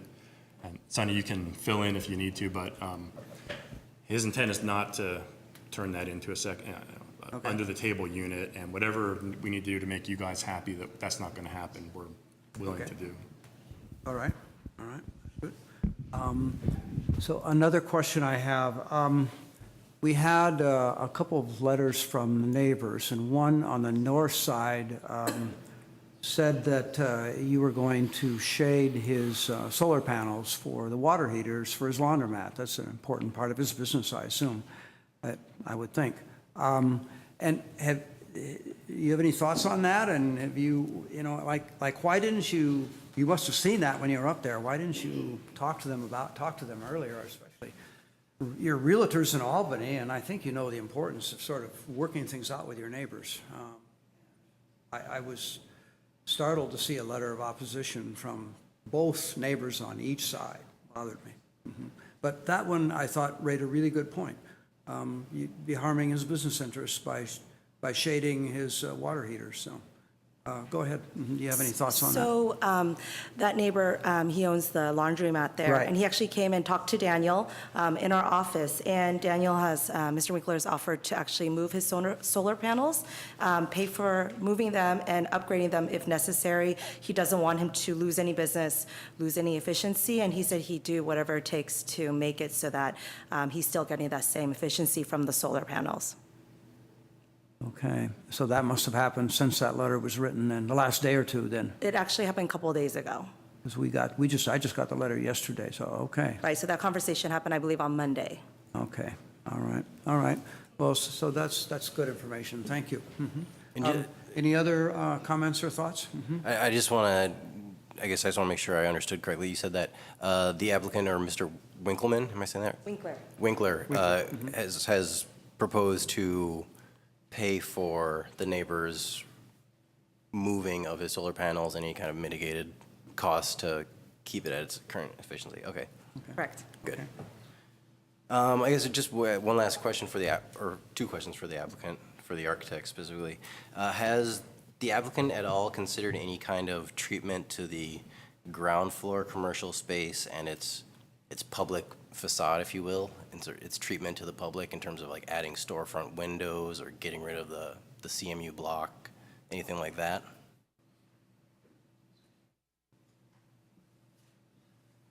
The ground floor that you, Yeah. Yeah. Right in there, yeah. that was actually remodeled fairly recently, and that is, an upgraded elevation of that. And the part that's the CMU that is still exposed is in the carport, and we're going to cover that up as part of our project. So we're going to upgrade the side that has the old CMU. There is CMU that runs along the whole length of the building, and that's just going to remain as it is. Okay. And then could you just explain your kind of thought process that led to the, I think it's the south facade on the residential second floor unit? Basically just that, I don't know what to term it, the roof line of that front facade. Sure. Because it seems a little atypical. Yeah.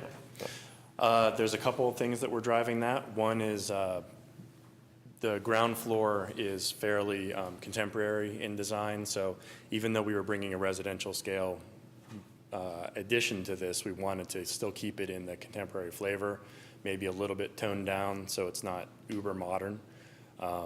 But having that reverse shed that kicks up, that's the living room, and so that is the most public room in the residence, and it also is sort of the one spot on Solano to give it a little extra design statement.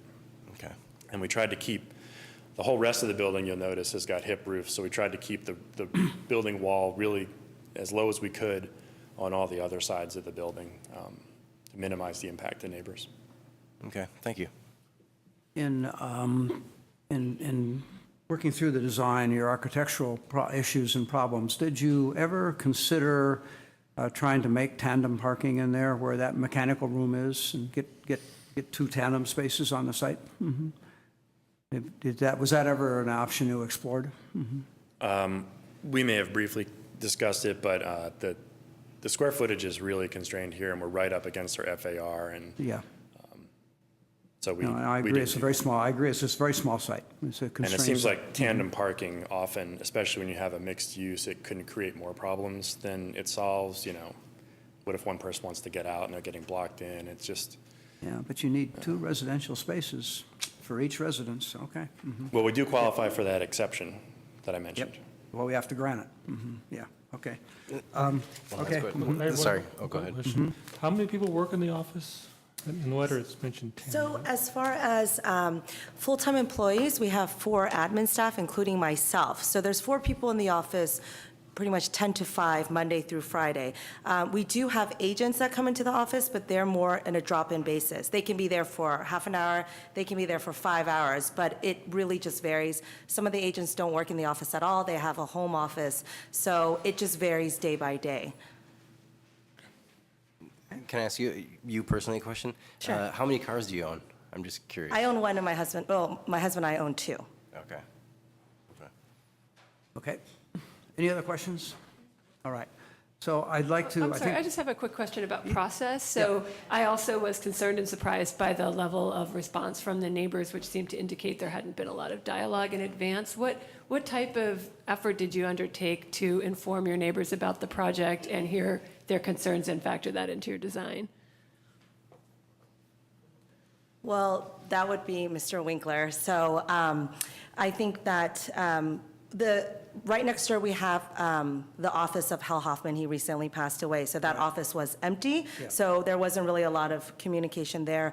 We have a neighbor there who lives, he's one of the tenants there, and I think he had some knowledge. They didn't know exactly what was going on, but they did, I think he had some knowledge. As far as the other side, I don't know if he knew what was going on.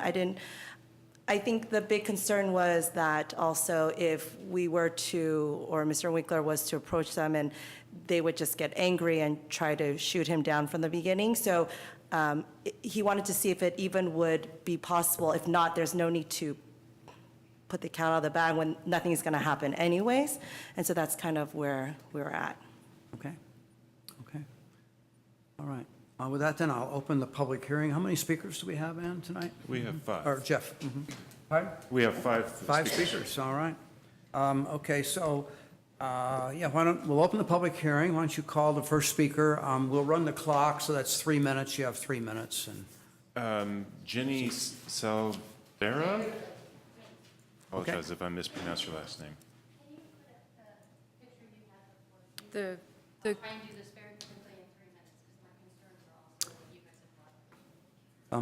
here's a microphone. Yeah. Okay, so here is his space. As you can see, 2 parking spaces are already taken up. My bus over here is where I picked the bus up, so there's no parking there. There's a total of 5 parking spaces here. There are 90 minutes, and they're used for the dry cleaning, for all of them, for the YMCA people on this side, for people dropping off their kids at Cornell, for the post office, for the yogurt shop, for the acupuncture person, to the jewelry shop over there, and anybody else who's visiting around here. Only 5 parking spaces. Right now, in this man's real estate office, there are 13 desks, okay? So at any time, there could be 13 employees in that office. Where they park, I have no idea. They want to put the addition up there. This yogurt shop signed an agreement to eventually expand so they could have outside patios. That's not going to happen when they put their addition here. It's going to take away from the lighting for people to sit there. Now, I had, this shop, before it was a yoga shop, had an awning that came out and had a bench. And they came and told me, Jenny, I'm sorry, your awning's going to have to go. Now, I would go under there and wait when I'd wait for the bus to go to work, and would keep me dry from the rain. But I was willing to, I said, okay, I understand. They want to put the seating out here so people could enjoy the sun. Well, that's what they want to do here now. That's not going to happen. Now, I understand he wants to do an addition. I'm okay with him doing an addition that matches the rest of the city, an addition that doesn't harm this gentleman over here on the left, his laundromat and his solar panels. And by the way, he also had me come tonight to speak, so you may want to get in touch with him about the letter. He did talk to the man, but I don't think they've agreed to anything about the solar panel. So he's in jeopardy still. I don't mind if there's one car here, but to try and find exception for parking, we already are maxed out. We have the schools, the teachers come, they park on our streets. I just don't see that. Can I just ask if you could identify yourself? Do you live in, or is your business? Yes, I live around the corner. I have been an Albany resident since the day I was born. I come from the hospital. So I know the street very well. I know the street very well. I know the laundromat. I know this. I went to school with a lady who actually had this property initially that was a hairdresser. So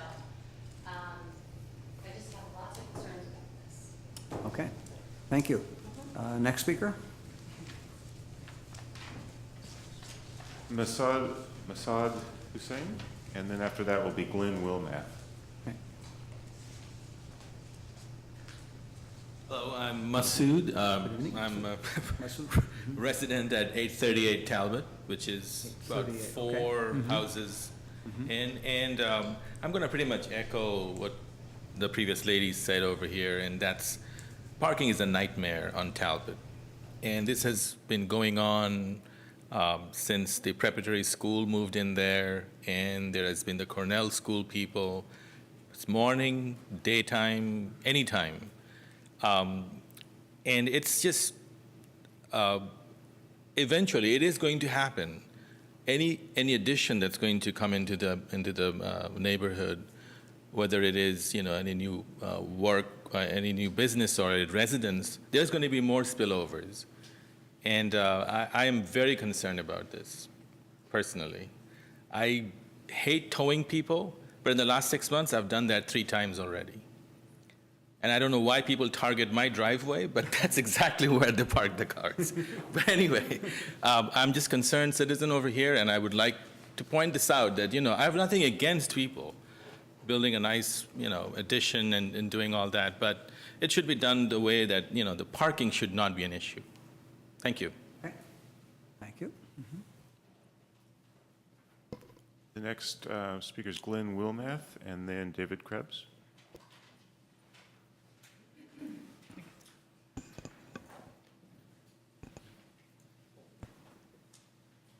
Jeff, I want to reset the timer?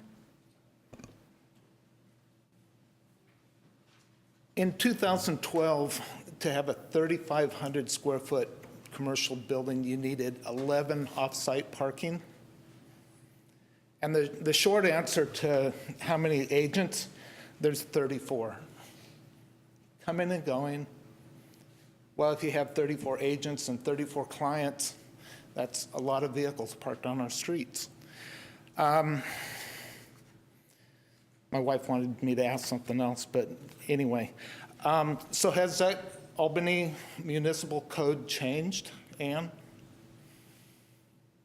Our code, our parking standards, you're asking specifically about the parking standards for commercial? Yeah, it says on a planning staff report that for a 3,500 square foot building, you need 11 parking places.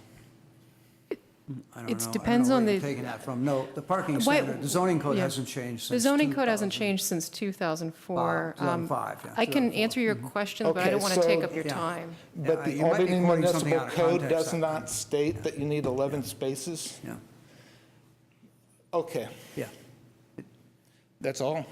okay, yeah. All right. Anything else? Any other speakers? Next, David Jeff. Krebs, and then Rita Nordby. Hi, I have a business 1 block east on the same side of the street, and my concern is also about parking because since the realty office is opened after the toy store was there, or the kids store was there, there has been a lot of agents, employees. I'm not even sure the differentiation between employees and subcontractors, whatever, but there have been times when people working in that space, in the office, leave their cars there the entire day. And there was a time frame when there wasn't any enforcement of parking regulations. So just in terms of being a good neighbor, it would have been nice for them to park further away. You know, if you can park all the way over on Marin or on Washington and walk 1 block. A lot of businesses do that with their employees, and they make sure that the employees do that to make sure that customers can then come to the other businesses. So this seems to me like an opportunity, if there already isn't a conditional use permit, that if the city is going to grant them some sort of an exemption to then apply a conditional use permit requiring parking spaces. For example, at the theater, they rent parking spaces to other businesses, and then require that the employees actually use those spaces if they're being paid for. And that's pretty much it. I would just hope that we can get a commitment that the employees will not abuse the lack of enforcement of parking times on Solano.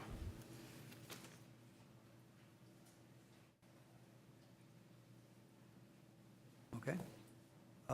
Any other speakers? Please come forward. Good evening. My name is Rita Nordby. I'm successor trustee to the Prime Family Trust. My father bought the adjacent building just to the east of the current Daniel Winkler building in 1964. Building to the east. Okay.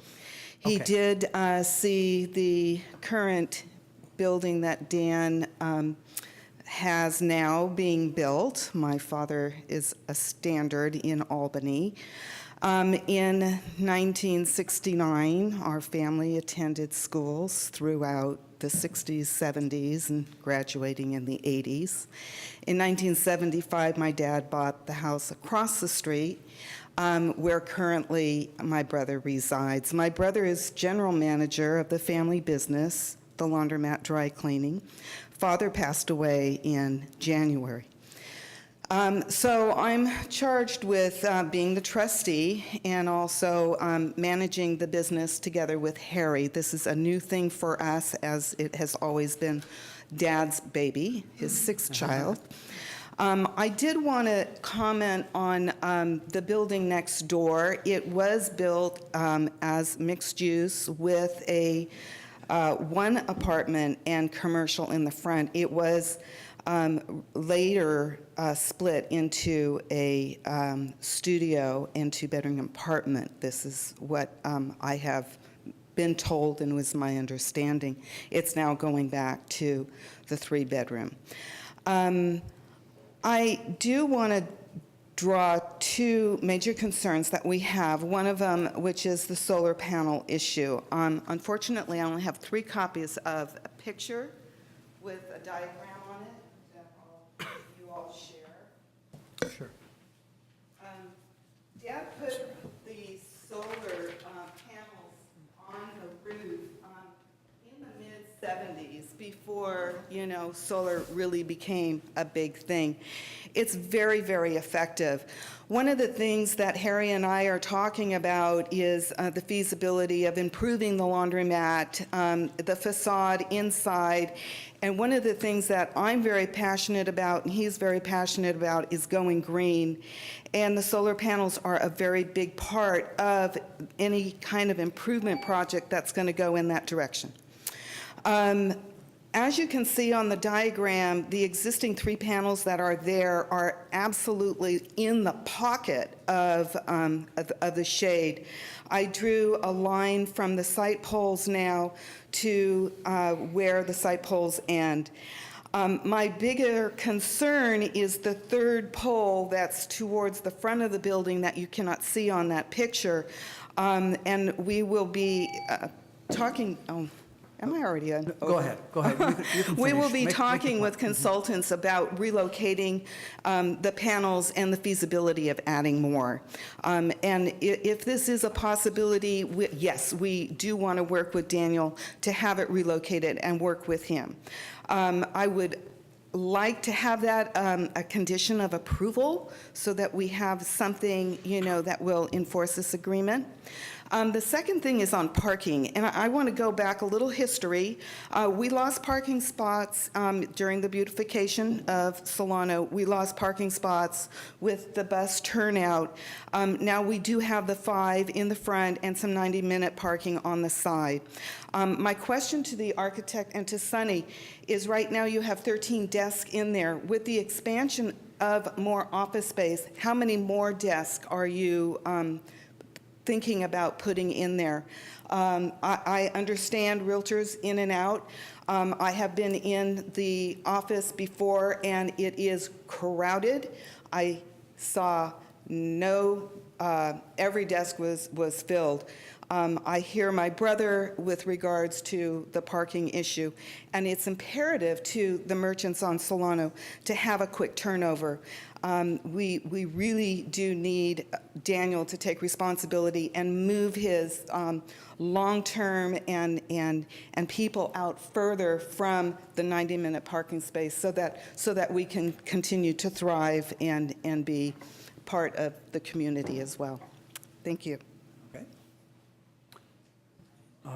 Francesco? Good evening. Francesco Papalia, 25-year resident in Albany, and I'm a realtor who works at Daniel Winkler and worked with Danny since 2006. First, I'd like to illuminate everyone about the change in real estate where it's virtual now. You clients see things online. We write offers online. We deliver them online. I rarely meet my clients at the office. They don't, we do everything by the phone, through the internet. I go into the office to use the scanner because we have this fabulous scanner that does everything. And so the idea that there's 13 people, that 13 desks are used there, it's not happening. I go in there invariably. I live a few blocks away, by the way, and I bicycle there. None of the pictures here, right, there it is. They do. There's at least 2 bikes on that. Bicycle parking has been provided. Daniel Winkler was one of the first 6 bike racks that were put in as part of this program that now has a dozen of those bike racks. I use them all the time. Often the people who go to the yogurt place, the kids park there. I drove here today at 7:45 just to get here because I was pretty busy, and all of the spaces were full. Our office was empty. The yogurt place was full, and the yogurt place wants to expand. They're going to create more business, more at the times that throughout the day. Parents come and pick up their kids at the school across the street, and they often take their kids for yogurt there. I've seen them get right after school. Many, I can't tell you how many come in their cars, but they're parking there for the cars. Blaming Daniel Winkler for the parking problem is, I think, unfair and unfounded. Now, something that's happened in the last 3 years is that the economy's recovered. So there's a lot more successful businesses on Solano, like the new pizza place that opened up that is incredible at 5 Star just down the street. Where do all those people park? On Solano Avenue. All the empty stores on Lower Solano, I think, are full. Are there any vacancies now, except in that new building that was built? I don't think so. And then, so let's see, parking, new real estate, bike parking. Oh, the other thing about the, I'd like you to note that this is the north side of the street. So everything out here is south side. So when this goes up, most of the year, this is sunny. This is called the sunny side of the street. Sunnyside Cafe is on this side of the street. So there will be plenty of sun in this area through most of the year, through most of the day.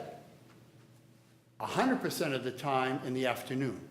So afternoon, and then in the wintertime, when the sun is low in the sky, as soon as the sun comes up on the sunny side of the street, there's sun. So that's, I mean, you can't have a second story without causing some shade. And we're getting slammed on the north by the solar panels and on the south by wanting open space on the private property there. We got to, and it's only, remember, his second story is only half the building. It's not the full width of the building that they're asking for. That's all. Thank you. Okay. Anyone else who'd like to address the commission?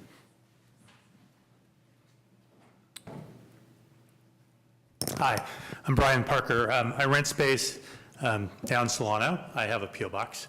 I would say, 50, 75% of the time I come by hoping to be able to find a parking spot to get my mail. There's just no place to park. You have to go around, around the block, a big block all the way up to whatever, Washington. I think there is a problem there. I think it's more than just the neighboring property owners. I'm glad, everybody's having success. I'm not here to attack anybody, but it's just the incremental, everybody wanting what for them is fair, and I understand. I don't want to rain anybody's parade.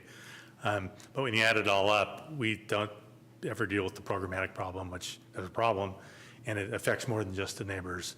And I only need 15 minutes a week in a parking space. I'm happy. I'm in and out, and it's just really hard, So I'll take that into account. Thank you. Okay.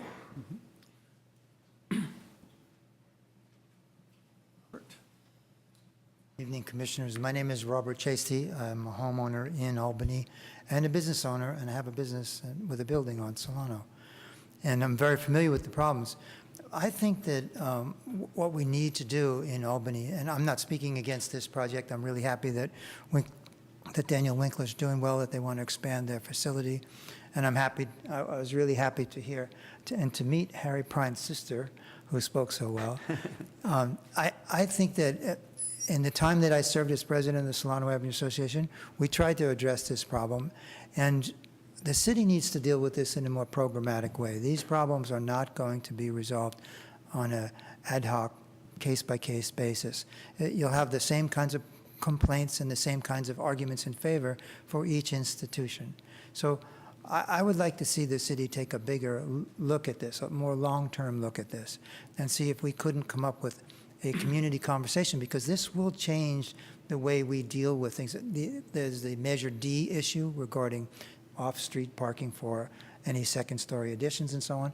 All of these things will affect us in terms of density. And as regards what's happening on Solano itself, we need to address a more long-term parking situation. So perhaps we need to acquire a spot where we can put in a facility, or there are in lieu requirements, maybe in lieu payments that could be done, or there are 14 or 15 different ways to address this problem. But I think a programmatic way might be a good way to do it. Not to affect this particular application, but it's something we need to do for the longer term. So thank you very much. Thank you. Okay. Anyone else like to address the commission? No. All right. Okay. Come forward.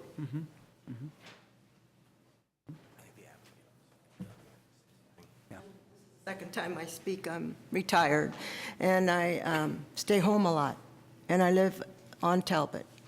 And I keep my PT Cruiser on the street because the front end is too low and it can't get onto my driveway. However, I have problems just keeping my own space in my own front of my house. It is so ridiculous that anybody who lives on Talbot or any close to the avenue, they're going to have problems with their parking. I have seen, because I'm home so often, people bring their cars and park them for days. I have to call the police department to come and cite the cars in order for them to move them. They pick up space and they leave them there for a couple of weeks, some of them. I'm tired of seeing it, so I begin to call the police. Now I'm well aware to do that because I don't want trouble, but I don't like what I see. And me, for one, is sick of it. And we need to do something like, I worked for Alta Bates Hospital for 25 years, and we also had parking problems, so they shuttled us in. If the residents had their numbers, their alpha numbers, in order to park there, otherwise you'd get cited. We need some kind of a program in order to fix our problem, because it is a bad problem, getting worse. So that's all I've got to tell you. All right. Thank you. I guess as a side note here, I should say that the city does have a parking study underway. We have funding from the county, and it's being done with conjunction with two cities, San Leandro and Albany, are joined forces together to, we don't know what the results will be, but the issues are being looked at, and we will be looking at the commercial districts, and we will be looking at in lieu parking fees, and we will be looking at, what was I also going to say, at the commercial streets. So, am I right in that, all that? Yes. Jeff? Yep, okay. That's underway. I think should be done within the next, it'll be coming to the commission sometime in the next year, 6 months, a year? I would expect, the contract is being administered by the Alameda County Transportation Commission, and it's moving a little sluggish right now, workload at the commission level, but yeah, we would hope it'd be finished by end of 2015. Okay. No promises. I don't think it's going to solve the parking problem, but it will give us new tools and some new information. Okay. And I think the architect, you wanted to come forward, and did you have a question for them? Go ahead. Sure, you could come up and make some comments from what you've heard tonight. That would be appropriate. Be fine. Thank you very much. And I do appreciate the concerns and the comments we heard. They are real concerns to people, and I hope nothing I say makes light of that. And having this parking problem is a sign of success. I mean, I know that you guys probably know that the new research is in, and it's providing all the parking that is required is a recipe for a disaster and to make a dead city. And that doesn't mean that people don't have parking concerns. And Sonny and I even talked earlier, maybe there is a component of education to the realtors and having them, you maybe all speak to this more than I can, but parking in more appropriate places and to not take up the short-term parking that people are relying on.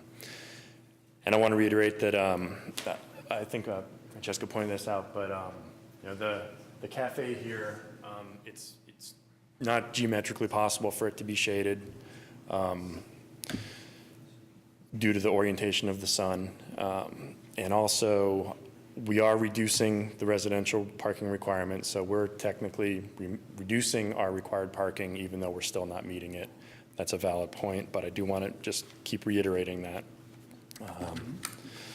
And Sonny, if you have anything you wanted to add. Yes, so regarding our agents, I think at our next company meeting, we're going to make an announcement. And I think Rudy's right, we need to educate the agents that, you know, 90-minute parking is for 90-minute parking. It's not for parking all day.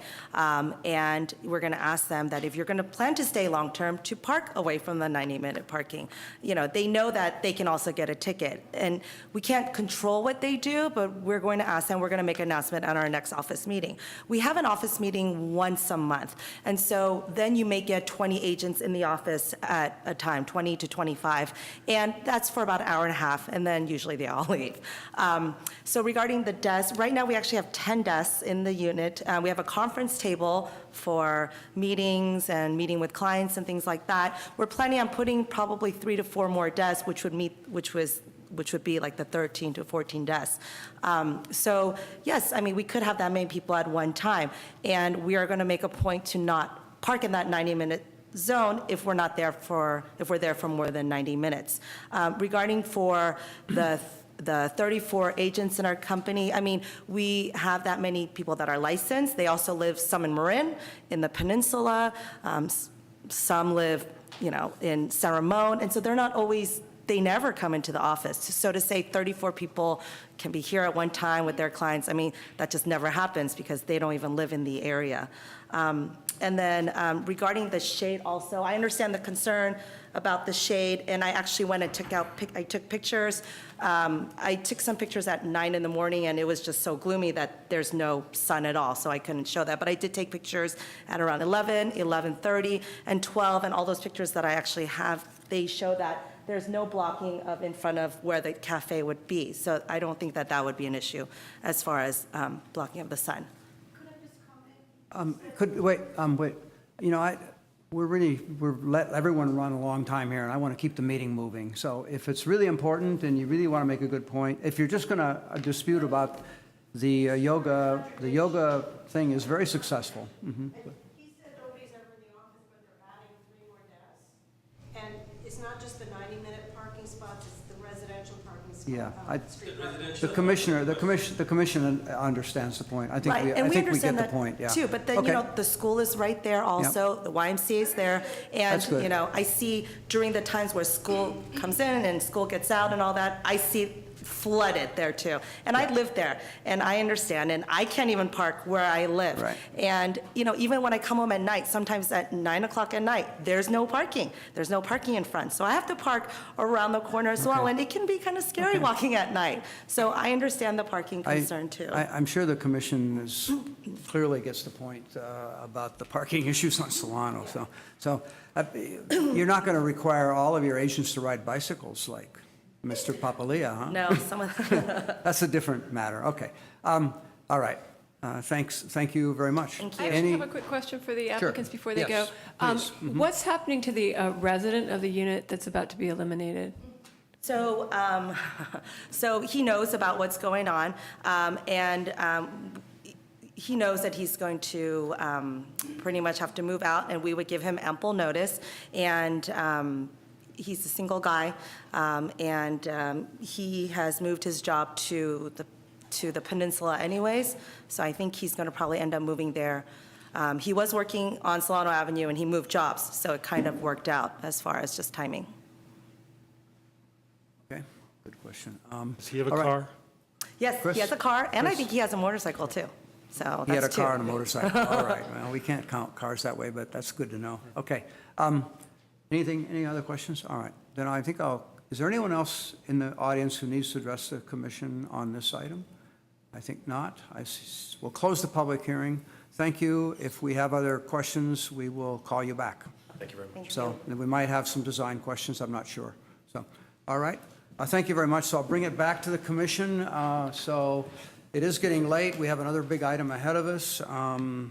Is there anyone who'd like to start the discussion on this? Move it forward. So we're doing both design review and parking exception. Mhm. I guess I'll start, unless you want to go, Val. I'll start. I sympathize with the residents and business owners' concerns regarding parking and shading. I also sympathize with the applicant's position. I think they all make valid points. And just to kind of address some of the comments, one of the comments in terms of parking, my understanding, as it exists now, the commercial area is required to only have, it has a square footage of 976 square feet, which under the code is exempted because the first 1,500 square feet are exempted of a commercial usage. So thus, he's not required to have a parking space for that. And there are currently two residential units which require two off-street parking spaces for each unit. So we're looking at, but of course, this has all been exempted. And so ideally, they would require to have 4 off-street parking spaces. The proposed would have a square footage of 1816 for the commercial, which again, the 1,500 square feet is excluded. So that leaves us around 316 square feet, which ultimately you could argue would, by the code, the Albany code would require 1 off-street parking space for the commercial. And since they're reducing the residential units to 1, they are required to have 2 off-street, and they are proposing to have 1. So we're looking at, based on the code, they're varying from what the code would require by 1 or 2 off-street parking spaces. That being said, I understand that the parking in Albany is a big issue, which I think Doug addressed. Hopefully, we'll be able to address this in the future. In terms of the design of the project, I think it's a step up in terms of the residential unit, in terms of what's existing, the sort of craftsman style, if you will. And I am a little weary in the fact that we're reducing a residential unit, given that Albany has a strong initiative to try to increase the amount of residential units in the city. So us reducing or taking away 1 is definitely something that I'm taking into account. Yeah, and those are kind of my general synopsis of the situation. I think the design in general is good. I do think there should be a condition to limit Winkler's usage of the existing sort of Phase 2 residential unit to prohibit him from using that as a residential unit. Yeah, and so I guess that's just kind of my thoughts. Okay. Anyone else want to comment? I have thoughts here for sure. I guess I appreciate all the public comment. It was a good discussion, and particularly I appreciate Mr. Chesty's comment about needing to have a larger strategy, and I'm glad we're doing some work and look forward to that conversation. Yep. Specific to the project, I guess I am wondering, he did bring up bicycles. For condition of approval, it's kind of hard to pick apart the office piece from the residential piece. Yeah. But do we typically have any TDM strategies or things like requirements for secure bike parking? In the lieu? past, we have included a standard condition for bicycle parking and racks to be provided on site. I believe there are 2 racks that were recently installed at the site. And I don't know that beyond that, indoor parking could potentially be an option. If We haven't done that very much for residential, I don't think, some, but This is a mixed-use building. For mixed use, we have, And I for was just, sure. the earlier industrial building we were looking at actually had indoor parking. And I remember years ago, we required a bike rack for Vara, and it never got installed, but I go there sometime, I go there for yoga, but I look for my bike rack, and it's not there, but I don't have a problem. There's plenty of space for bikes. But we have done that for sure, and we can do that, and that would be an appropriate condition. And it is really true on Solano, and especially when you have a lot of congestion, biking is a great way to get around Albany, and you do not, it's a lot faster because you don't have to worry about parking. So the other comment. Francesco does it, I do it, a lot of people do it. The other comment, Ann, had to do with what Eric had said with the loss of rental units. And I mean, I was looking through the new housing element, and it specifically speaks to loss of rental units transitioning to condominiums, but I didn't see a policy specifically about loss of units to office or some other type of use, unless I'm missing something. No, I don't, and Jeff can correct me if I'm wrong, but I don't believe we have anything that addresses that specifically to your concern. Barry, do you remember if there's a... There is not a policy. Well, I still think it's an issue. It's a Personally, concern I think- have, but. I think it's an important deal. I think we've worked so hard on the housing element, and we have a significant requirement for our regional fair share of housing. And to lose a housing unit is a step backwards. There's no doubt about it. We're struggling to get every unit we can get toward that, toward the arena and just in general. And the other thing is, we're losing basically affordable units for a large unit, replacing 2 affordable units, well, probably affordable, for a fairly good-sized unit. All right. Anyway, any other? Go ahead. You can proceed. Well, a few things. The parking seems to be double-sided. The residents obviously are running out of parking, and there was mention that some cars parked there for days. You should definitely call the police and have those guys ticketed. And if someone's in your driveway, call the police and get them towed. I think the more enforcement, the better on that stuff. But also, you really need to use your driveways when you have them, because if you're just parking on the street, you're taking up those values, you're just as guilty as the business owners, really. We need to use every available spot, so fix your driveway so you can get your cruiser up in there. That's very important. And the fellow who wrote the letter also said he feared he couldn't find a spot on the road again. Why is he doing that? He has a driveway. I don't understand that issue. But on the other side, I mean, even the real estate agents, when they come to the meeting, why are they parking in that 90-minute spot when they know it's really for retail? They should be courteous. I know you can't force, where's the woman? Well, anyway, yeah, there you're here. I know you can't force them to park here, but just remind them, and people try to do the right thing generally. So, I mean, they walk a block is good for the health. So, they shouldn't be taking up those. Everyone understand those spots on Solano are really for retail. And so it's really important to get that into people's heads. I agree, the As You Wish yogurt place isn't going to really be harmed by this addition. I think it's the shadows, a little bit of area, ambient light, but generally it'll get full sun.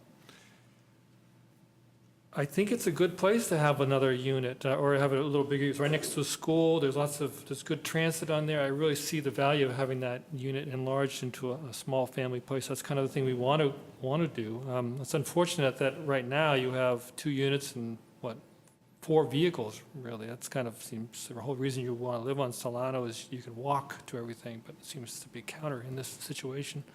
But with the 1 unit and possibly 2 vehicles, I think that's probably better than the current situation. The main point being that the people working in the office have to be educated not to use those units on those parking spots on the street. I saw the same thing you did, Doug, about the unit on the ground floor being converted back to an apartment. Wouldn't that be part of the building permit that they have to complete the entire redo? They'd have, so before they get occupational permit. It says for phase 2, so Oh, I for read phase that as 2. saying no. Oh, okay, That's well, what I thought, yeah, Or maybe you're right then on that one. yeah.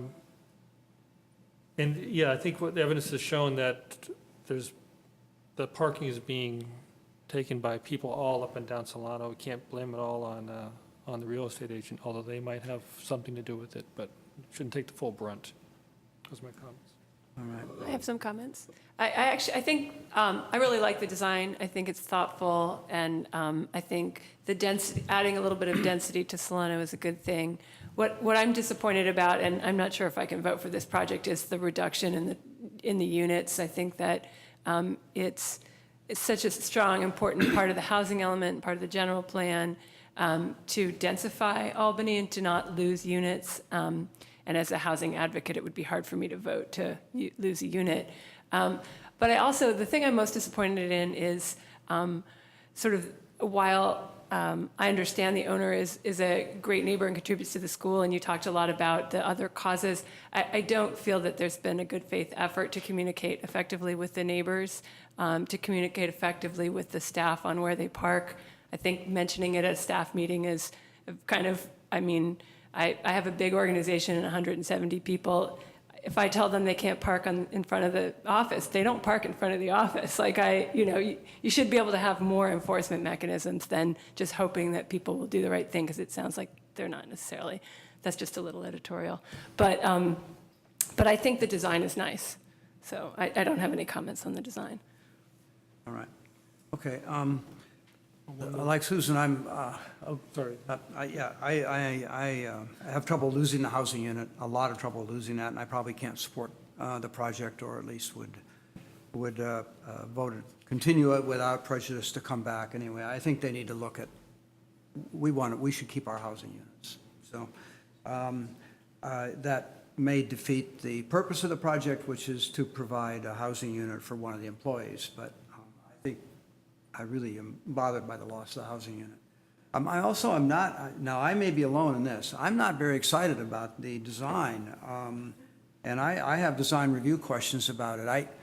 I think it looks kind of like it's putting a sort of a ranch-style suburban design with that exact sort of pitched roof on top of a concrete block, very 60-ish contemporary building. And I would like to see the design be one that would be more contemporary in scale, kind of in keeping with the front of the Daniel Winkler office, but upgraded, and maybe with that upgraded, and then have a more of a block-like modern design for the apartment unit on top.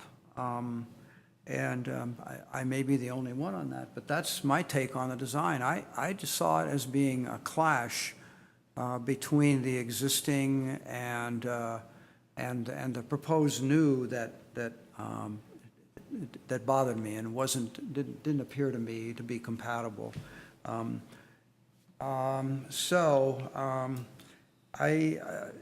I don't know what to do, but I think we could continue it, or maybe it'll pass. We don't know. I don't know how the votes will come down. I guess I'll accept the motion, and let's see how we go, and if there's any further discussion. Mhm. Okay, so yeah, I just kind of pose a general question to the commission. Are there any thoughts in terms of if the applicant was willing to maintain the residential unit on the first floor rather than turning it into commercial space? Well, yeah, I think we could continue the project, it's possible, and ask them to a date uncertain, and ask for take another look at the design. And I would like to keep the 2 units, keep the 2 residential units. I'm personally not bothered by the parking exception. That does not bother me. Keep the 2 residential units, in other words, keep the status quo with respect to the number of living units, and keep the status quo with respect to the parking. I really do think it's a very small site, and there's 1 parking space there. I don't think we're going to get any more, and I don't see another way. There's nothing in the back of the building. I don't see another way to get another parking space unless you try tandem parking space where that equipment room is, but I don't think it's wide enough. And then you couldn't keep And I the don't- 2 units. I don't think you can get it in there, yeah. I don't think it'd work. I'd say keep it with 2 units, and then I personally, and I think if we do continue it, we should give the applicant guidance. If there's a design review issue here, should it come back looking like a contemporary building, or is the sort of craftsman style, suburban style okay with the commission? It's not okay with me. I think that a more contemporary facade would be better, and I think it would fit better with the existing building, personally. Just kind of a comment I'll add is that I think if this goes forward, or if this is sort of postponed, I do think a condition of having the applicant work with or just expressly say that the applicant should pay for any applicable costs that are associated with moving the neighbor's solar panels to mitigate any kind of I think that they effects. should work with a neighbor. And Yeah. now, there's an issue there. They might be able to work out a deal and say, yeah, we can relocate the solar panels for a small amount of money, $1,000, $2,000. But if the neighbor says, well, we have ambitions to cover the roof with solar panels, that's a whole different issue. Yeah, no, I totally agree. I have a little bit of an issue with that, because I don't think, you don't really have solar rights there, do you? I mean. No, we you don't. can't claim We a do right not. They do not have, they do not So have. it's a courtesy more We than. do not a- have yeah. rights Yeah. to solar, and we don't guarantee that you have the rights to solar. So I think it's something they could work out, and to be a good neighbor, you might offer They to need to do work that, it but out. I don't They think need we to work should it out. put it into the. I agree. resolution, yeah. I mean, we had a project on consent, well, it came off consent, but we had a project on consent tonight that was bulkier and higher than this project, and had letters of support from neighbors on both sides. And so it's possible to do. Yeah. I guess, and I'll also just kind of throw in the final comment is that I agree in terms of the design. I have issues with the reverse shed that's on the front of the building. Right. It just, all of the other roof lines are either gable or hip roofs, and then we have that reverse shed in the front. I understand the applicant's trying to create more space and light in that front living room, but I just think it's very atypical from the rest of the design of the building. And so I'm not going to say whether I want a contemporary or, craftsman style design. I'll just kind of let that be known. Okay. Good comment. All right. Any other comments, or are we ready for a motion? I would certainly accept one. I'd love to. It's getting late. We have a lot left. Okay. If you want to go for it, I can. So I dig it up here. I mean, I guess so the real decision is if we want to just either vote on approval, or if we want to try to postpone this to a later date. Make a motion one Put a way or motion, another, we'll and find let's out. see how it goes. I make a motion that we approve PA 15-013 with the parking exception. Is there a second? I hear no second. Motion has failed, or this failed for want of a second. Is there another motion?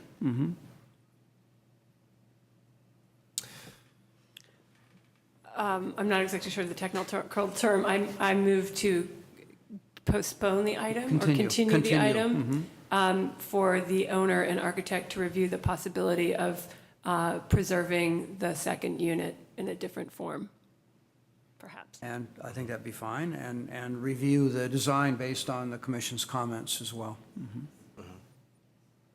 Is there a second for that motion? I'll second that. All right, it's been moved and seconded to continue the item to a date uncertain. I think we can't do a date certain, to a date uncertain, and to have the architect look at and the applicant look at the possibility of preserving 2 rental units in the building and modifying the design based on the commission's comments. All in favor? Aye. Aye? Aye. And no one's opposed? Oh, I'm opposed. You're opposed? Yeah. Chris is opposed. I'm sorry. No, there are no. There is one no. So it is 4-1, and that is that. All right. The next So item. what that means for the members of the public, just to be clear, Sure. that when it comes back to the commission again, you'll get another postcard 10 days before the meeting. So it would be renoticed then.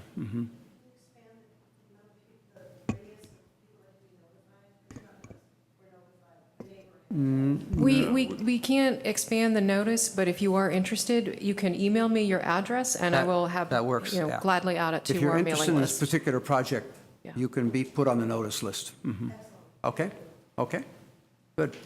All right, thank you very much. Appreciate all of your input from the public, and we need to move forward.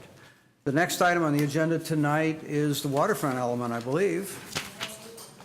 It is study session. And Barry, do you need a minute or so to get set up, or can we move on? Okay. Very.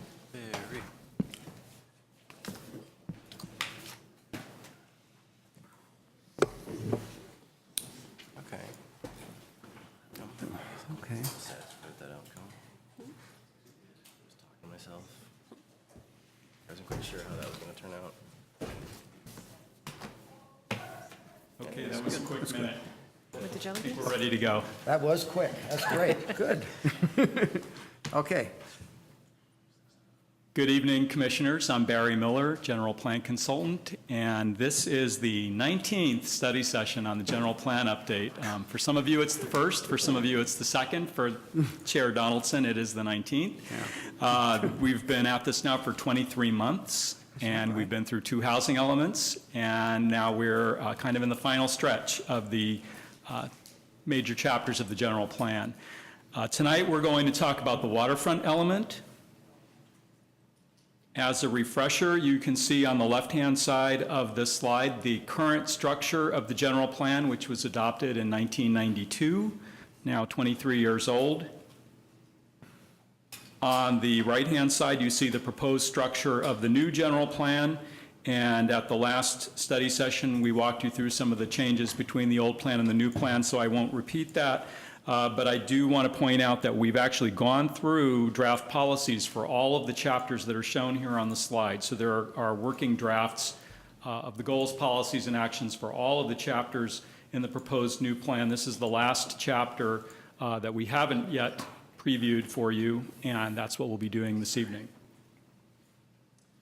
So why are we preparing a waterfront element? This is not one of the mandatory elements of a general plan, obviously. Many cities don't have a waterfront.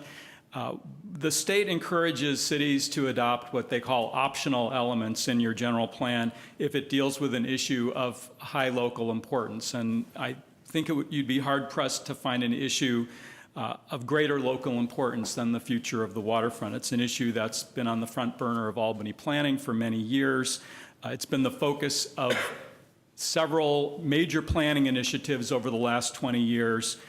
And a few of those would be the 1995 proposal for the Albany portion of the waterfront, the 2002 East Shore State Park Plan, which includes specific recommendations for Albany, 2008 to 2011, the Voices to Vision process, more recently the plans for Albany Beach, and now there's a transition plan that's underway for the transition of the Albany Bulb and some of the other lands at the waterfront into East Bay Regional Park District and improvement as part of the state park.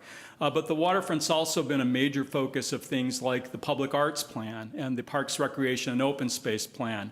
So it's a major planning issue in the city. Another fact about the waterfront is it's 68% of the area within the Albany city limits is water. So we are used to thinking about the land, obviously, and we plan for the land, but the reality is more than 2/3 of our city is water. And about 15% of the city is west of Interstate 80 and is considered the waterfront. So it's a large geographic chunk of the city. What we have is a unique opportunity in our general plan update to express the city's policies for this area, independent of the land use element and independent of the park and open space element. So if we didn't have a waterfront element, we would have waterfront policies in the land use element. We'd probably have a section of the conservation element that talked about the waterfront and parks and open space. And essentially, it would be spread across multiple elements of the plan. This allows us to summarize policies for the waterfront in one section of the plan. There are a couple of important parameters, and that this is not the waterfront plan. This is not a new plan. What this is it's a statement of the existing planning documents, the existing policies for the Albany waterfront. We're not going in new directions. We are not trying to create a plan for a plan that is different from what currently is on the books. Measure C requirements apply, and this is a voter initiative that was approved in 1989. It went into effect in 1990. For the last 25 years, there's been a requirement that changes in use at the waterfront, changes in zoning, changes in general plan, land use designations, development agreements would be subject to a voter initiative. So we're trying to structure this element so that it doesn't trigger Measure C, meaning that we're trying to basically capture existing policies and not create new policies. That's not to say that sometime in the future, this is a 20-year plan, that we're going to, that the city can't consider a Measure C amendment. It is possible down the road there will be amendments to the general plan and that there may be a ballot initiative at some point in the future that deals with waterfront issues, but we're not going to trigger that through this general plan update. And we're being careful in the way we word the policies in this element to make that clear. So we thought it would be important in this slide, for those who aren't familiar, to put this slide up of the in this presentation, and put this slide in with the ownership patterns. Not sure how clear this is or how well you can read it, but the areas that are in yellow on this map are owned by the state of California. The areas that are in kind of the yellowish green are owned by the East Bay Regional Park District. That pinkish area on the bottom right is privately owned. That's Golden Gate Fields. And then the area in the upper left is owned by the city of Albany. So essentially the Albany Bulb and then a strip of land along the Albany Neck is owned by the city of Albany. So we're basically planning for multiple landowners here, and it makes it a little bit tricky trying to come up with policies when different owners may interpret or use those policies in different ways, and the policies may apply differently depending on who actually owns the land and who can implement them. So I mentioned some of the sources for the waterfront element earlier. The various planning documents that you see on the screen were all reviewed. With respect to Voices to Vision, I want to point out the Voices to Vision was not a plan per se. It was not intended to be a plan. It was intended to be a process that resulted in ideas for the future of the waterfront and some shared ideas. So we are not incorporating Voices to Vision or adopting Voices to Vision. What we're doing is trying to capture the spirit and some of the ideas that came through that process without actually framing some of those as policies per se. So there's a description of the process, but this is not adoption of the Voices to Vision plan through this waterfront element.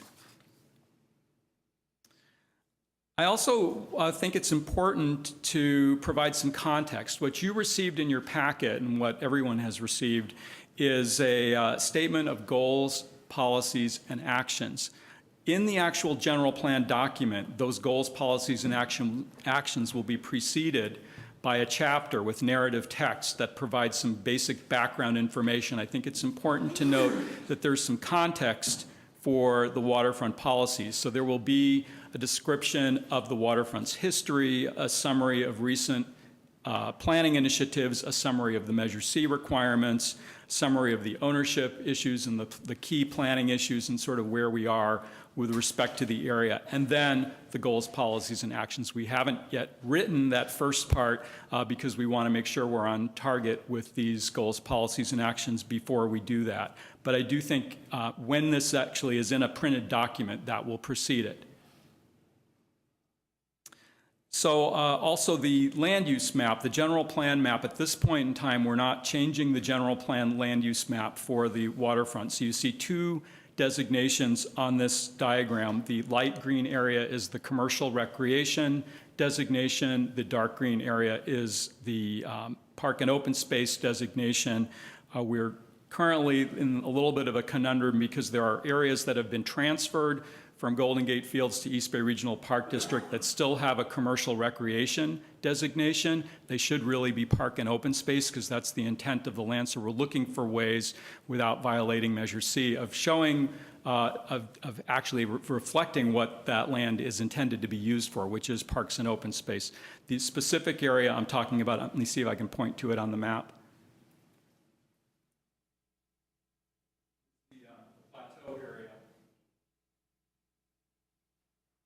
Which is now East Bay Regional Park. So some of you are aware there's a transition plan that's now underway. This is consistent with what the transition plan is doing. We're coordinating this work with the work that WRT is doing on transition planning. I would say we're operating pretty much exclusively at the 100,000-foot level with this process. They're operating both at the 100,000-foot level and the 20,000-foot level and in the weeds as well, literally in the weeds. To do some of the work that they're doing. They're looking really much more at the operational change from City of Albany to Park District to getting the state park in place, looking at some very specific issues like construction, debris removal, resource management, and so forth. We're trying to stay really more at the policy level in this document and create a framework for the work that's going on through the transition plan. But the two processes, although they may seem it may seem odd that they're happening at the same time. We are sort of creating the umbrella under which that transition work will go on. Some of you have not been through a study session before, so you haven't seen this slide before, but this slide shows up in every one of my presentations where we go through a general plan element. Point being here that for each element of the general plan, we've done what we're calling a policy audit, which looks at all of the existing adopted policies for the topic area and trying to sift through and build new policies based on the policies that have already been adopted. In some cases, we're drafting new policies, but for the most part, the general plan is really a compilation of policies in many other planning documents, and that's certainly true and even more true with the waterfront element, because this really is intended to be a summary. It's sort of like the abridged version of every waterfront plan that's ever been done for the city in the last 20 years. So the audit was really important. In this case, this is actually a 40-page document which lists every policy and every planning document of the last 20 years that deals with the waterfront, and some evaluation of how it can be incorporated into this new waterfront element. There's about 400 policies in the audit. We've collapsed that into about 40 policies that are in this draft element. So the policies that we have are much more general. They're intended to be broad statements, whereas some of the policies in these existing documents are quite detailed and prescriptive. So I have 6 slides that I'm going to go through quickly just to kind of highlight the goals of the waterfront element. The first goal is really dealing with the creation of the state park, and that is to transform the Albany waterfront into a state park that provides opportunities for recreation, inspiration, environmental education, and enjoyment. And again, I won't go through all of the bulleted items here, but I do want to point out most of the content of this the policies under this goal came from the East Shore State Park Plan. What we did is to go through the East Shore State Park Plan and again sift through and cull some of the major ideas and threads of that planning document and capture the idea of the waterfront being transformed into state parkland with an emphasis on things like environmental education and to create a stronger design identity and really to protect the aesthetic value of that area. So that's goal one. Sure. Can I ask a question on that? I turned it off so you couldn't hear me until I was speaking, but I found it interesting that the sub-goal was preservation, conservation, and recreation, but there wasn't the word preservation at all in the goal. And I was wondering why, if that was left out, because it seems like it's fleshed out later, but it just feels missing from that goal one. It was not intentionally omitted, so if the goal would be stronger by adding that word, that's something that we can do.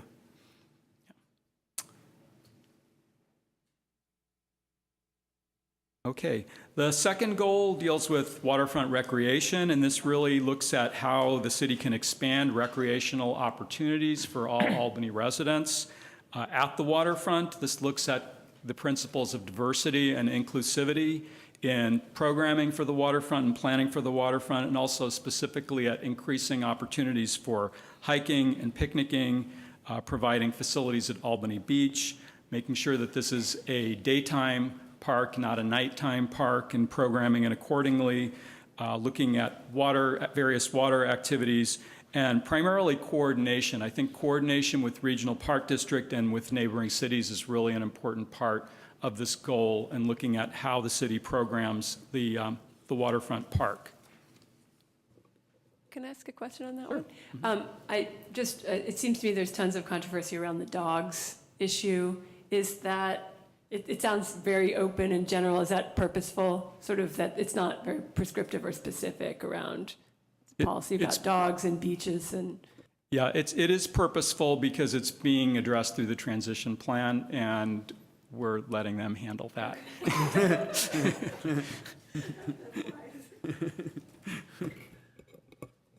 The next goal is shoreline access, and this is to connect Albany residents to their waterfront while facilitating pedestrian bicycle access along the shoreline itself. I think there's really two aspects to this goal. One is lateral access along the shoreline via the Bay Trail, improving that access, and the other is, I'll call it perpendicular access from the city to the waterfront, and looking at ways to improve primarily non-motorized access, bicycle, pedestrian, and so forth, access to the shoreline from the residential neighborhoods of Albany. So there are a whole series of policies on this. The other area this addresses water access and increasing access in appropriate locations from the land to the water itself. So it really looks at all manner of access. The fourth goal is really focused on waterfront ecology. These are policies that probably would be in the conservation element of the general plan. They deal with wildlife and plant life and natural resources, but specific to the waterfront. And again, not just to the upland areas, but to the wetlands and to the marine environment. So there are actually policies that deal with the conservation of marine resources, which are carried forward from the East Shore State Park Plan. Also, the idea of buffering the active recreational uses from the more sensitive habitat areas, the way trails are aligned to protect natural resources, the emphasis on native plants, and so forth. Another point here is the environmental education mission, and really to see the East Shore State Park as an opportunity to educate residents, youth, persons from other parts of the Bay Area about Albany's unique ecology. Eric, can I interject? On this one, where the native plant restoration, preserve, enhance, I mean, Albany Bulb's kind of a landfill, and is the intent here to kind of make this faux native area on top of the bulb? The East Shore State Park Plan has some pretty specific policy direction on the types of plants that are appropriate here, and the emphasis really is on native plants. There are some guidelines for when non-native plants are appropriate and acceptable, but in general, there's a focus on native plants. Can you speak a little bit about the plateau and sort of its role of sort of the waterfront ecology and being part of the East Bay Regional Parks and having a commercial recreation designation? It sort of seems like there's a lot of things. I guess I don't understand what sort of the status of the plateau Yeah, no, is. and that's a good point. So and there are others in this room who are more knowledgeable about that and may want to respond to that question as well. But let me take a shot, which is that when the general plan map was done in 1992, that land was owned by Golden Gate Fields, and it was part of the commercial recreation blob on the map that corresponded to the racetrack, for lack of a better word. That was their land, and their land was given a commercial recreation designation. That northern area, the plateau, is no longer theirs. It's East Bay Regional Park District. It's managed for conservation, and we're looking at ways to put a park and open space designation on that area, which would be more applicable than a commercial recreation designation, which envisions, activities that generate money and so forth. The issue is Measure C, as it's worded now, makes it difficult to change the general plan map without going for a vote. So I think this is it's not a done deal. I think there's going to be further discussion of this. And so we'll be coming back to that issue in the coming months. We want to, talk to the appropriate parties. That was helpful. I just didn't understand why it would have Okay. a designation, but formally owned by the racetrack, that makes sense. Right. And that's how it had been zoned originally. Right. Can I just kind of associate with that? I guess I'm just kind of curious if there's any way we can implement, if we can't change the designation to, I'm blanking out, open parks, can we at all, in the language of the general plan, limit the commercial usage? Yes. Uses? Okay. Yeah, and that's the approach we're taking right now, which is to make it clear that the intent is not to have commercial recreation every place that designation appears, but to encourage in that specific area park uses. Okay. Okay. Okay. The fifth goal looks really at how to integrate the principles of sustainability and the way we think about our waterfront and plan for our waterfront, and that has some, I think, conventional applications such as using green building principles, reducing water consumption and using recycled water, reclaimed water when it becomes available, bioswales for stormwater treatment, planning for sea level rise, which is really critical in this area, but also the concept of carrying capacity, the idea that there is a limit to how much activity can be programmed for this area before it reaches its carrying capacity, and to be careful and mindful as planning is done for the waterfront to recognize those constraints. And again, the East Shore State Park Plan goes into much more detail on that topic. What we're doing is essentially paraphrasing, if you will, some of the policy direction provided in that plan that deals with sustainability. This also looks at shoreline protection and creating a more natural shoreline and a more sustainable shoreline along the waterfront. There is a separate goal for Golden Gate Fields. I would say this goal, more than any of the others, draws from the 1992 general plan. It may seem a little bit odd that we're pulling language that's 23 years old forward that deals with this topic, but I think this is where we really need to respect Measure C and Measure C's requirements, that any change of use, particularly in that location, be subject to its own planning process and a vote, a ballot measure before Albany residents. So what we're saying, the very first policy there is to maintain and enforce Measure C requirements. We're looking again at Voices to Vision as a process that created a baseline for future discussion. Again, not saying it's the plan. It was a dialogue, and it's a starting point for future dialogue. There are some other policies from the 92 plan that deal with protecting the aesthetic qualities of the site. And then a major thread of Voices to Vision is that whatever happens on Golden Gate Fields in the future, that it be small scale, local, and sustainable. So we have incorporated that language in a policy that deals with the future of that site. Can I ask you a question, Barry? Sure. I think it's policy 6.4, and you're just talking about character of future uses, and it uses the language When considering alternative uses at the Golden Gate Field site, establish a preference for small-scale, independently owned enterprises and activities which embody sustainable development principles. I guess my one question is the inclusion of the word independently owned enterprises just seems to limit us in terms of, off the top of my head, if they wanted to include a Pete's Coffee down there, you know, that would be excluded because it's not an independently owned. So I guess if there's any kind of, I guess, information about where that language came from, or if that was just pulled from the Voices of Vision or East Bay?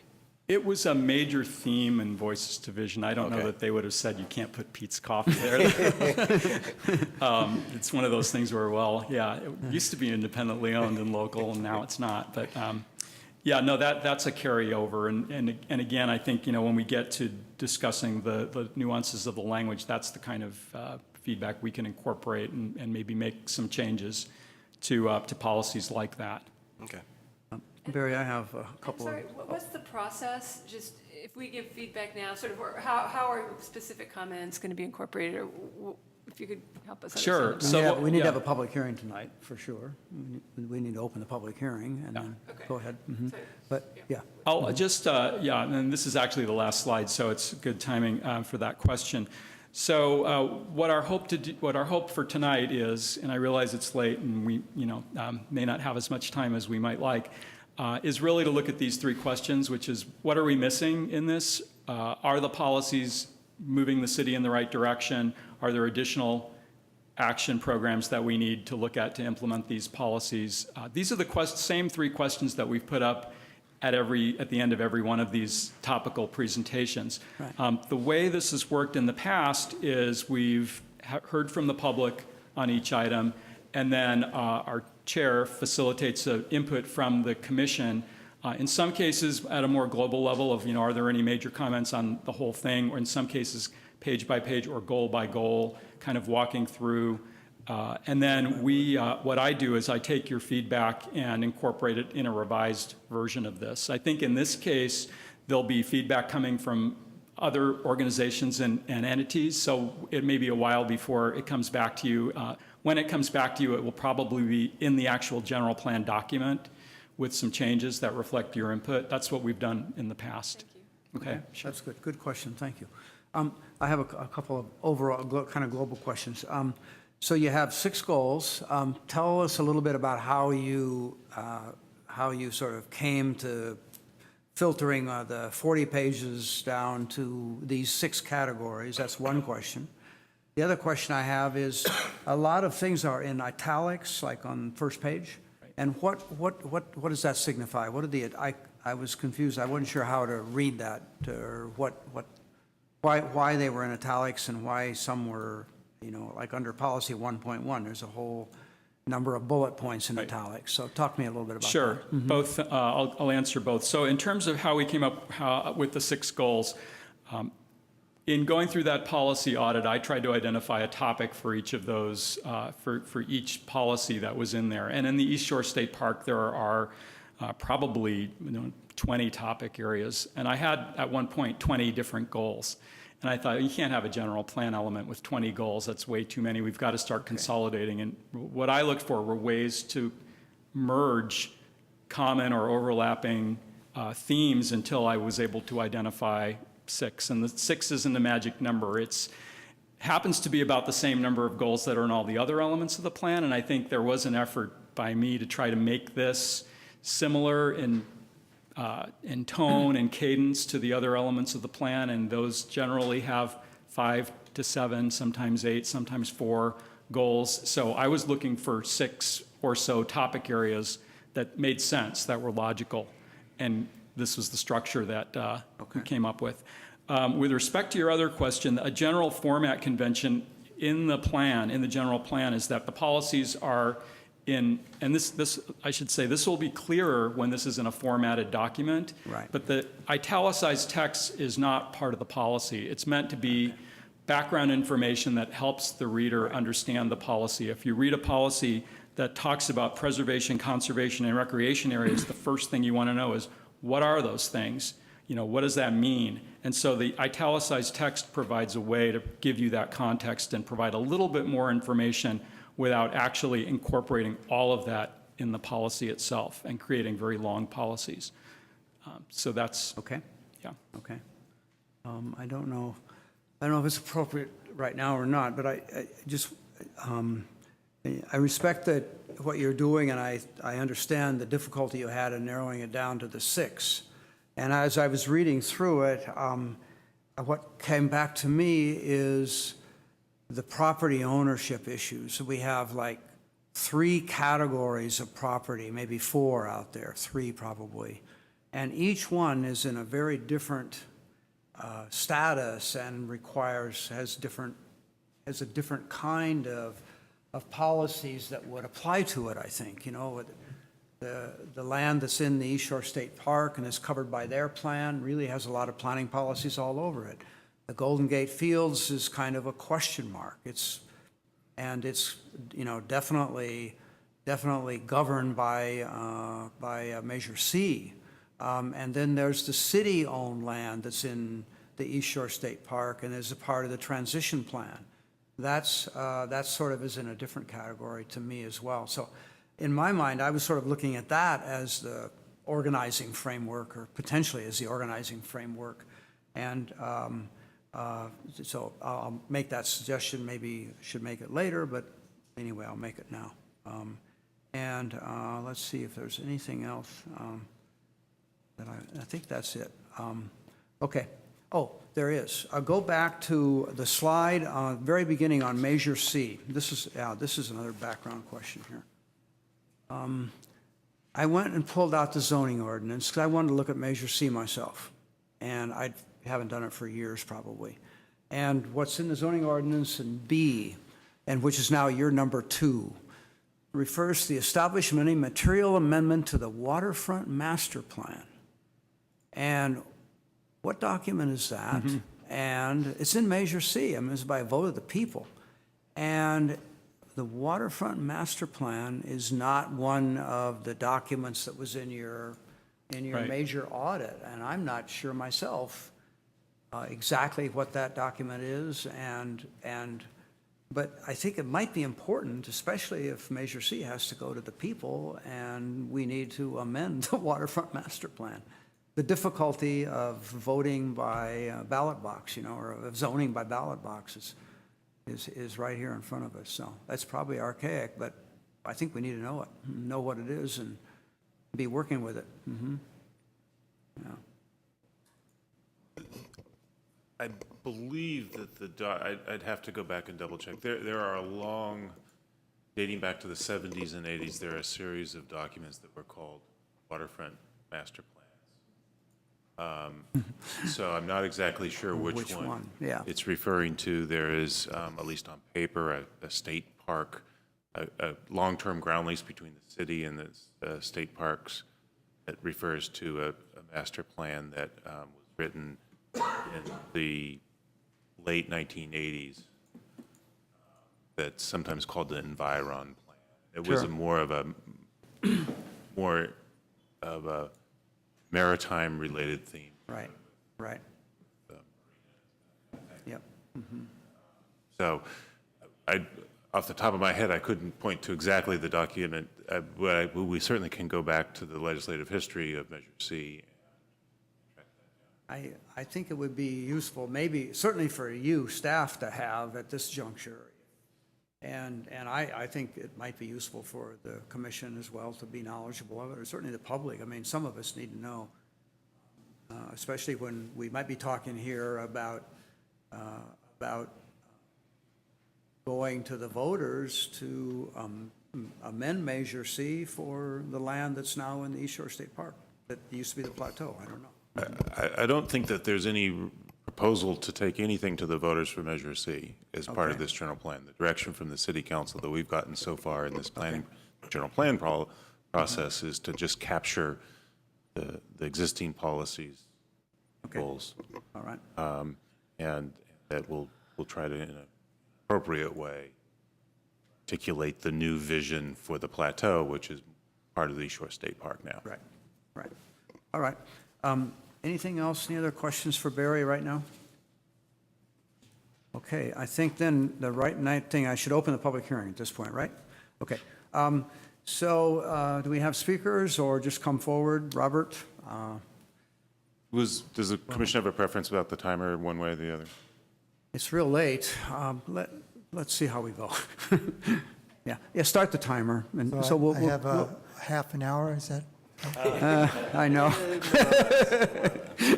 So, Commissioners, my name is Robert Chasty. I serve as president of Citizens for East Shore Parks, and I'm emeritus chair of Citizens for the Albany Shoreline. And at the time that I did my service on the city council and as mayor, I was deeply involved in going to Sacramento and wrestling with state parks to get them to adopt a state park here, and was one of the people that was actually present when we did ink the deal with state parks to take our bulb and make it the first leg of the East Shore State Park, the future East Shore State Park. And I have a fair amount of familiarity with the subject. I'll tell you one thing, I want to compliment Mr. Miller. I think he's done a very thoughtful job. It's hard to take all of this and coalesce it into a single document, and I think he's done a yeoman job at it. That said, I have a couple of things that it might, I think, enhance the document. Apropos of the commissioner's comment, I had marked on goal number 1, after the word recreation, the insertion of habitat protection. The one thing that I think might be helpful in this, and we'll submit something in writing as well, but Oh, good. it's Are you going to? I think it's important to keep clear that what happened here is a more comprehensive vision statement would be helpful. And I know that Barry mentioned that is something that he might do before, that in addition, that's a preamble, if you would, to the goals and so on that he put through. Because this was, you have to understand that in the context of the struggle to make this happen, it was a repurposing of an entire waterfront, not just ours, but the entire East Bay and even in the West Bay, taking it from a land that was used as a dump and industrial wasteland and a neglected part of our community and turned into a jewel, a crown. And so the idea of turning this into a shoreline to protect and encourage habitat and wildlife and to create recreational opportunities and reintroduce small watercraft access to our shoreline was a huge goal and a battle that was fought over 30 years with thousands and thousands of volunteers. This wasn't just a tiny effort by a few people, and it was one of the most successful efforts. You could see this happen, and so I think for us, we should be real clear in our treatment of this. Can I have a couple more? Oh, yeah. In our treatment of this, that our goal is to take our shoreline and incorporate it into the McLaughlin East Shore State Park, and to the extent that opportunities present themselves, for example, Golden Gate Fields. A couple of years ago, when the opportunity came up about doing something with the LBNL, the lab, and having that on the Albany waterfront, we spent 8 days in 10-hour sessions each day in prep and in negotiations with the representatives of Mr. Stronach and trying to see if something could be done to convert the property into both a lab and some additional things they wanted to do with it, and 75% of it into the park. So as opportunities present themselves, that's what we should be doing. It should be clear to anybody who is interested in thinking about buying property or doing anything on the waterfront that the goals are that this will become parkland, shoreland, and habitat and recreational opportunity for the entire community as part of an East Shore State Park. So I don't want to take any more of your time. I know that it's been a long night and you'll hear more from other people, but I commend you for doing this general plan revision. I think it was long in coming, and I'm really happy to see you doing it. And I really like the tone and the approach that you've been taking with it. So thank you very much. Okay, thank you. Oh, one more comment. As regards the issue of commercial use and the old outdated zoning, there's a general plan for the East Shore State Park. This is not, by the way, a East Bay Regional Park facility. It's a state park owned by the state and operated by the East Bay Regional Park District, so it's understandable why there's some confusion about that. But there is a general plan that's been adopted by the state of California, and that will govern the use. And so it doesn't matter if we have a little bit of zoning, there's a preemption there by state.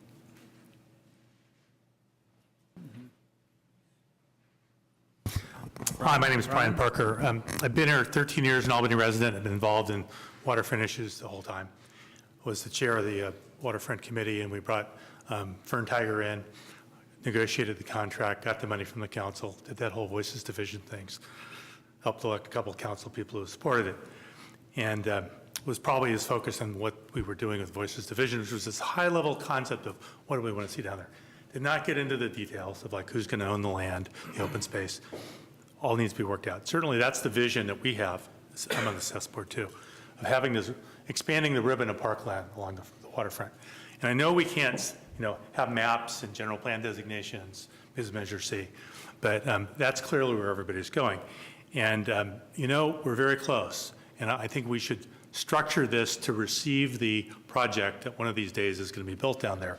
When we met with, this is a story that's untold, we had these elaborate negotiating sessions with Golden Gate Fields during the Lawrence Berkeley Lab discussions. And we came so close, we just ran out a little bit out of time. We should have started like a month earlier. But we were talking about, and we learned a lot about the development process. And there's some language in there talking about small scale development. And I think the environmental groups, and it was the Sierra Club, SAS, Audubon, came away clearly that the minimum cost to redevelopment that property over there just for infrastructure is going to be $125 million up front. 20 million bucks, and these, I don't know my notes, but it was like 20 million or 50 million, whatever, of just for the water meter. So we're not going to see small scale development. We were buying off on the concept of several million square feet development. And they were giving us essentially everything we were asking for. I mean, you can argue about, at the end we were, kind of arguing over nits, but, we got the land, we got the parking, they were going to give money for maintaining the whole thing, they were going to turn it over to the park district. So that all is something that at some future date, as the economy recovers, we're going to be able to have a chance to do that. So I would be very careful that we, and I'm a supporter of Voices Division, and I believed in the process of getting people involved. We have to be careful not to put language that would, get in the way. We want the parkland, but we are going to have to, we're not going to get the parkland without getting development. We have to make it cost effective for them to want to give us what we want for the public benefit. And I'd love to work with staff. I think we need to incorporate the goal. The big goal is to complete the state park, whether it's by the, Golden Gate Fields, donating the land as part of their development package or making it available to be purchased at maybe a discounted price. And I think we could have some goal statements to talk about that. We'd all agree with that. And I think also we should be careful not to put language in here that sends the wrong message because, I just think, and one of the things that didn't get done in Voices Division, we put money in for an economic advisor, okay? And Fern Tiger, who is the consultant, and it was in there, is a public policy kind of citizen involvement kind of person if you were here. I don't know if most of you probably didn't have direct involvement, but she was great. She was talking to everybody. We didn't spend the money on the economic advisor. I think it was a mistake. I think we could have probably done a better job by inserting a little bit of the real world in there. I will finish up, but I'll tell you, there really is a depth of support in this community for a lot of parkland. I was sitting at a table during Voices Division. I know if you guys were there, but it was all this small group stuff. And I was sitting with some people who were complaining about the Sierra Clubbers, and I'm a Sierra Clubber. And, I'm just shutting up, right? And they're going, oh, they're anti-development. And then we had to do this little mapping exercise to Voices. And this was going on all over the room, right, and these things. And they were drawing the map of how much open space they wanted. And they were complaining about the Sierra Clubbers. And my map had way more development than their map. So, it's like we get into this kind of putting labels on each other. But when you strip those away, there's a lot of agreement that we want to see a lot of open space in the waterfront. And also we're going to have to, incentivize these guys to give us what we want eventually. And I'd like to make a landing place in the general plan where we don't get in the way of Measure C. There'll have to be a vote, and the environmental guys will have to get on board and endorse their plan. And we'll have to protect the schools and protect all the things we need to do with this. But I think we could thread the needle a little bit better so that when we get that application in the next 5 years, and we will, I think, again, there'll be some proposal. we can accept it and move it through and not have things in the general plan that say it's verboten because it's not small scale.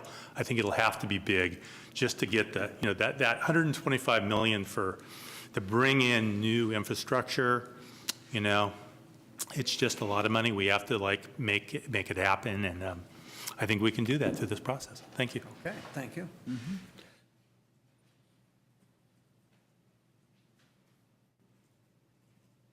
Hi, good evening. My name's Patricia Jones. I'm the Executive Director of Citizens for East Shore Parks. So thank you for the chance to speak tonight, and thanks to Jeff and the consultant for all this work and the good job you've done on this. Basically, I think Seth likes most of what we see in here. Even though most of the area that we're interested in, well, besides Golden Gate Fields, will eventually be part of the state park.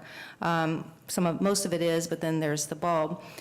We see this language is beautiful, wonderful language to guide the transition for the bulb to be into the state park and as the park is developed. I mean, I think it just gives a nice framework for all the things that we want to see at the waterfront. I do like the addition. I think you're right. There should be something about conservation or habitat protection in the very first goal, and also adding a big visioning statement, as was mentioned. I also like this idea of figuring out a way to redesignate the plateau as conservation area without triggering Measure C. And then just to answer a question about the native plants, because this comes up a lot of times when we're doing this sort of thing. And, it is a dump, and while those native plants were never in that spot of the bay, the fact is the bay was filled. And so once upon a time, those native plants were there just farther east. So this is a major bird flyway, migration flyway. So if we can add the native plants there, then of course it will increase and help those birds as they are looking for their little morsels. A lot of them are, they adapt to what's out there and using all the scrub stuff, but I think they and other critters might be happier with some native plants. So anyway, thank you and good work, and we look forward to seeing this moving along.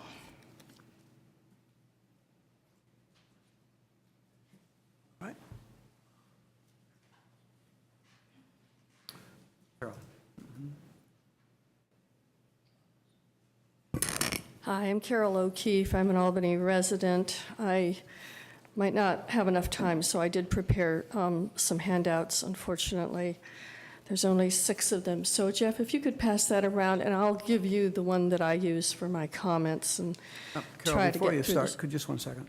Jeff, do I have to ask for an extension at 10:30 or 11? 11, so we have, don't go that good, long. I've got 35 minutes. Go ahead. Thank you. So somewhat interestingly, I have significant agreement with high-level aspects of comments from the first couple of speakers. And I had to prepare my comments in advance since I thought they'd go long, so I'm going to kind of pick and choose things to emphasize, reflecting some of that. But my comments focus on Goal 1 and Goal 6. And first, under Goal 1, while I would like to see the bulb eventually go to the park, I have a little bit of concern about, in our general plan, saying committing us to transforming it into a state park. And that's mostly because, the last briefing that we had from the consultants, I wish I had a nickel for every time somebody said, well, what's this going to be like? What's going to happen to the art? How much does Albany have to pay? When is this going to happen? There's just an awful lot of questions to which we don't know answers. And, 30 years we've had a lease with the state that called upon Albany to do certain things with the bulb. And the last time the Waterfront Committee looked at that, they said, well, we've got until 2051, so we'll deal with it eventually. I mean, the darn lease, if it doesn't get stopped, runs longer than the general plan does. So I would just like for us to maybe not be quite so committed that, the way I understand general plans, that during the life of this, we're definitely going to have, I guess, this transfer into the park. If it happens, great. If we can get everything done and agreed upon and it works for the city of Albany, that would be great, but I would like for us to be a little cautious on that. I'd also like for it to be clear, this first bold point, I'm not being in order here, but I guess it doesn't matter. The use of the term Albany waterfront for many people means all land west of the highway. I assume this goal 1 is talking about the the publicly owned land west of the freeway. So I would like for that just to be very clear to anybody who's going through this the first time. And since we're going to be including, or at least reviewing all the various documents that govern this, there should be some mention or link to the lease, I think, because, I mean, it determines right now what we do with that land. So it should, and I provided a link on this handout that I gave you. So moving down to Voices to Vision. And thank you very much, Doug, for your question about the parenthetic information. Because while I've got no problem with the broad idea of citizen engagement and having a process that gets the best information out and hears about people, I'm not very comfortable with the first 3 sentences of the parenthetic on policy 6.2.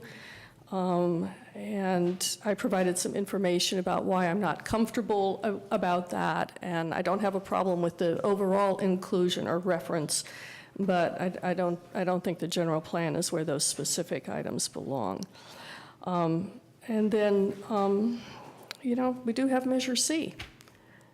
And the more, I've lived in Albany 30 years, and the more I hear about the waterfront, the more I begin to appreciate why we have Measure C. Why don't we just make life easier for everybody and let the voters decide? If some proposal comes forward, why do we have to twist ourselves into knots, about, it's sort of what Brian was saying a few minutes ago. Well, I'm sorry, okay. I apologize, Brian. All right, what I'm saying is that I think we could make our lives a lot easier if we didn't try to anticipate what people will do or say that we speak for, whatever group in Albany, that a majority believes this, that, or something else. Let it come to a vote. Let the property owner do the work to, come up with something, and if they think a majority of people will buy it, and they go to all the trouble and expense of designing it and putting it out there and doing an EIR and putting it in front of the public, and they like it or they don't. Part of what I'm hoping for is also to, get a really good deal, and I think that's the way for everybody to get a really good deal.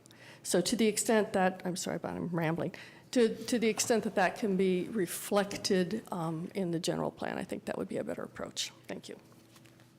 Okay. Are there other speakers? Ed? Good evening, Mr. Chairman and Albany Planning Commission. It's nice seeing you again, Doug. Hi. My name is Edward Moore. I'm the cultural landscape proponent for the waterfront as a unified whole in Berkeley and Albany. I contend that the waterfront's currently eligible for listing on the National Register of Historic Places. I'm not suggesting it be listed. I am going to be pushing some governmental entity to actually make a determination, because if a determination is made that I'm correct, in the event any environmental impact study is done regarding a physical change at the waterfront, a more sensitive, elevated level of environmental impact analysis will therefore be required. Now, I don't know if you know Paul Kamen. He's got a current opinionator piece on Berkeley side. It's been there for the past 10 days. There's 70 or 75 comments to that, very interesting. He's criticizing Albany, what Albany's planning to do with regard to the bulb. And many of us responded to his criticism. It's an interesting forum where you can have a dialogue back and forth, and it's the first opportunity I've had to lay out some of the groundwork for my analysis of the waterfront as a cultural landscape. So I very much urge you to take a look at that website. It's on the Opinionator column on the Berkeley side electronic newspaper. Yeah. I think Robert Chesty's correct. I don't think city zoning has any impact whatsoever on state park land. I think it's very similar to the state of California. Berkeley can't zone state of California land, and I don't think you can zone state park uses. So the commercial designation is almost meaningless. With regard to the very excellent proposed element, I thought it was very nice, very good in many ways. Very quickly, there's a reference on page 2 to historic resources, and then there's some call for an archaeologist to be appointed.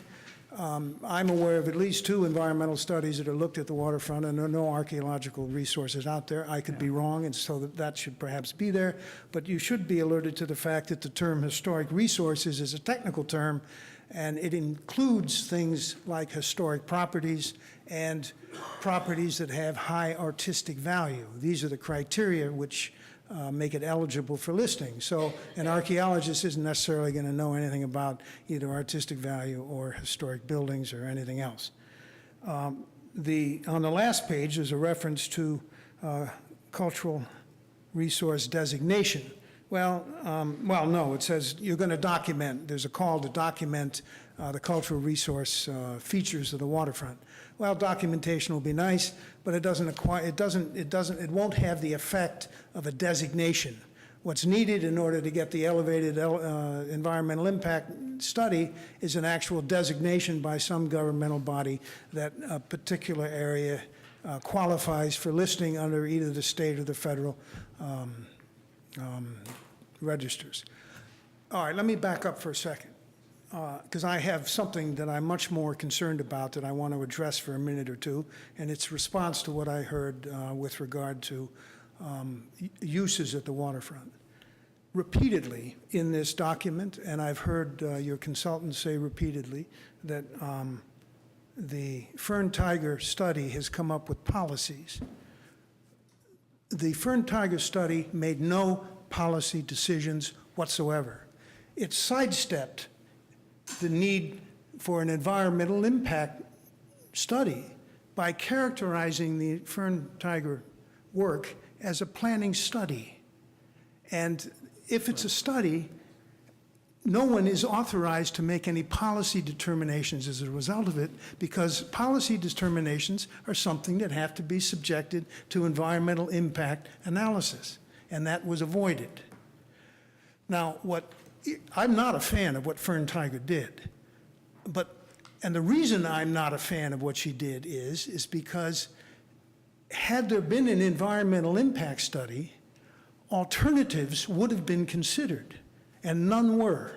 She ran that down the throats of the public despite my best efforts, and Brian was the head of the Waterfront Committee in those days, and he stood in the way of making any kind of a broader impact analysis by Fern Tiger.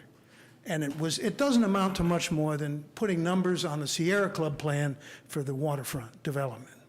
Now, what really irritates me is to hear, I was very much involved in the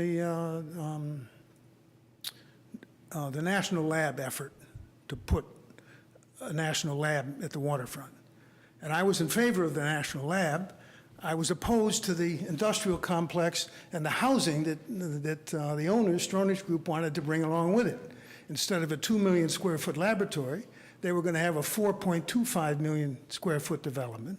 And when I hear that people like the Sierra Club and people like the East Bay Shoreline Park people, who I respect their work very much, and anyone who knows my work knows that I'm in favor of the parks, that they meet for 10 hours a day over a period of weeks, and we're this close to coming up with a backroom deal with Stronach and the university, it just makes my blood pressure go through the roof.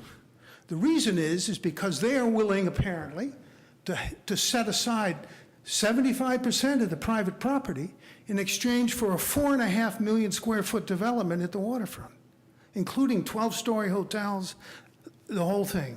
And if that were to somehow, they'd reach an agreement in the back rooms, and then suddenly the electorate in Albany is going to be persuaded by the city council, the Sierra Club, the East Shore Park people, and there will be an onslaught, and you will have a 12.5 million square foot or whatever the million square foot is, development at the waterfront, without there ever having been a serious consideration of any alternatives.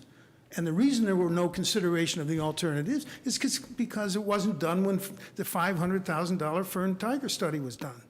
So there has never really been a now I can give you some alternatives in a cultural landscape development at the waterfront that would be very different. And it would still be a park in a lot of ways, but it would not have 12 million or 6 million square feet of development out there. And you could see how that could work if you would only do the study, but there are people in this town who don't want to do that. So anyway, I'm exhausted.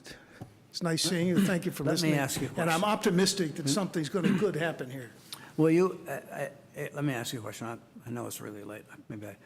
So try to be brief in your response. Talk a little bit about why you think, where you're coming from with the idea that this is a cultural landscape. And Well, you're talking about the waterfront. The university is here because of the view. We're on the western edge of the western world, the very westernmost few inches of the United States. The whole Western movement, the whole formation of the country came to an end as far as the frontier with the founding of California. I think I can give you a legal case about California as a golden island. It's my theory that the actual settlement of the whole state of California was put off to the very last practical minute. The southern boundary of Virginia, for example. I'm sorry, may I interject? Is this comment on this document? I feel like perhaps this conversation could happen at another time. Just trying to be mindful about it. You'll learn a lot if you just go to the Berkeley Side website and take a look at the comments I've made. I've laid a lot of stuff out there. The merits of the argument I did not get into, but the nature of an historical property and why it's important and what the criteria are and that kind of thing, I think you'll see there. And you'll understand it. You all are educated people. Okay. The university has a lot to do with the mission of the university, believe me. Okay, thank you. Is there anyone else who'd like to address the commission? I don't see anyone else in the audience who hasn't spoken. All right, so I'll close the public hearing. And to me, anyway, it really looks like the organization of this waterfront element general plan should be land ownership driven. I think we have three categories of land that are in very different status. And one is the adopted East Shore State Park land, some of which is owned by the East Shore State Park, and our general plan is not going to have any influence on that.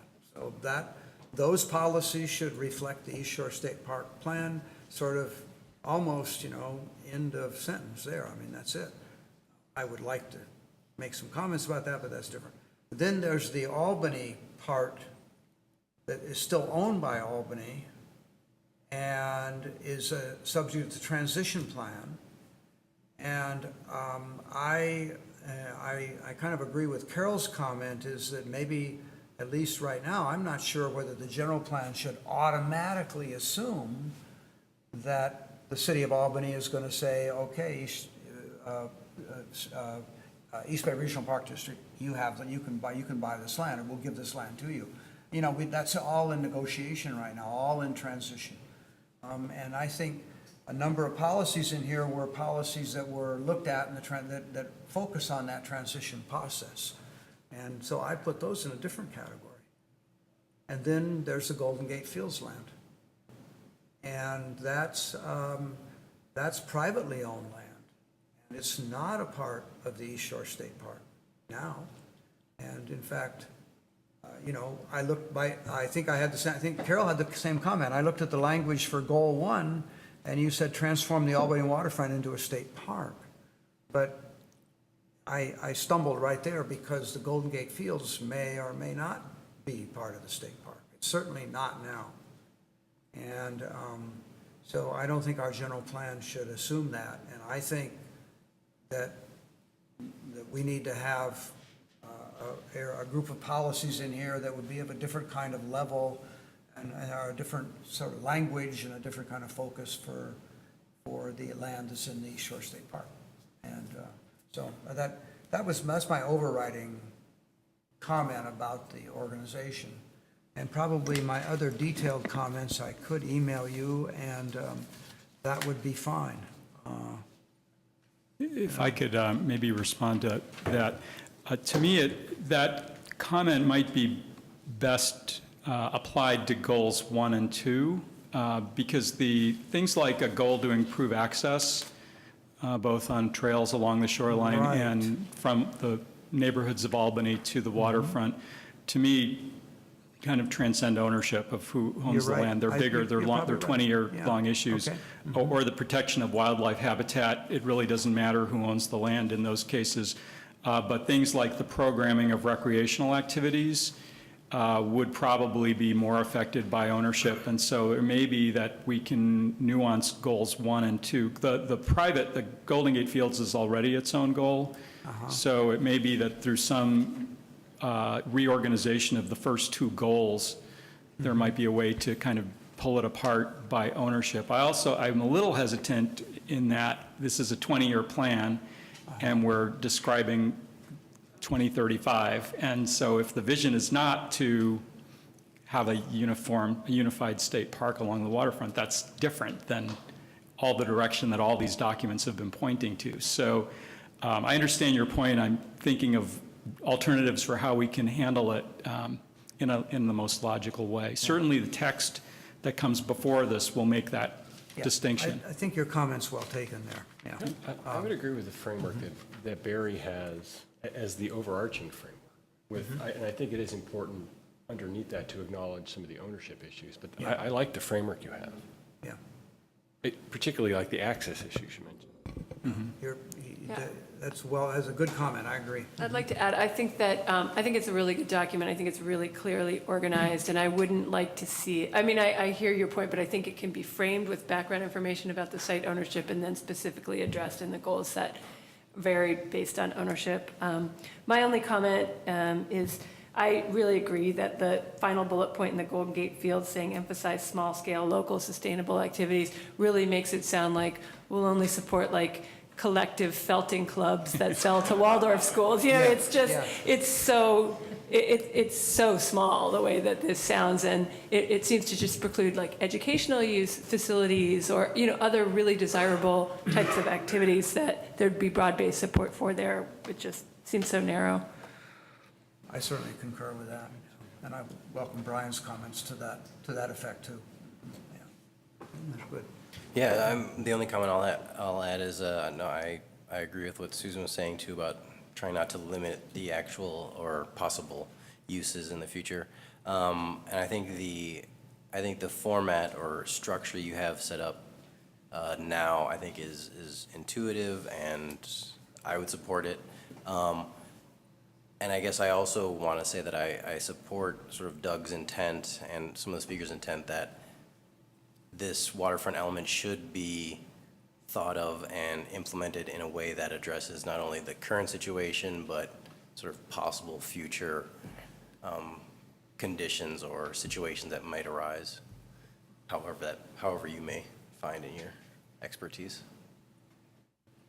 I had 2 comments or questions I was hoping Barry could address, but under the Goal 7 area for specifically the Golden Gate Fields, how do general plans typically deal with financial implications? There is a statement in there about economic sustainability. I know in a specific plan, there's an implementation section that deals with financials, but how is it dealt with in a general plan? Not very well in most cases. Most cities don't really deal with fiscal. There's a few cities that I've worked with that actually have a fiscal element of their general plan that have policies about what you must consider as you evaluate a development proposal. Is it prohibited from being included, or it's just not typically done? No, it's not prohibited. Certainly it's not addressed in CEQA documents, but it's unusual. It would be unusual to address fiscal impacts in a policy way. That's not typically done. There are a lot of public benefits that people have talked about, which aren't always funded by grants or something like that. So, and some of those are articulated, I think, in the document, but it doesn't make the link to how do we fund those. The second question was on sea level rise, and specifically the language calls out in 5.5, ensure that all development and recreational improvements. And when I think development, I'm thinking of a land use change, a building. was that your intent? Because it seems like there's some natural, earlier on, we talked about some habitat restoration or landscape improvements, I think mud flats, and some of those could have adaptation benefits. I'm just wondering, were we trying to limit that specifically to development and recreational improvements? Let me just clarify. Is there a rewording that you think would be more appropriate for that? Well, I would, policy 4.3 talks about wetland habitats, support the conservation and restoration of wetlands as water. So it seems to me that wetland habitat also potentially has an important sea level rise benefit.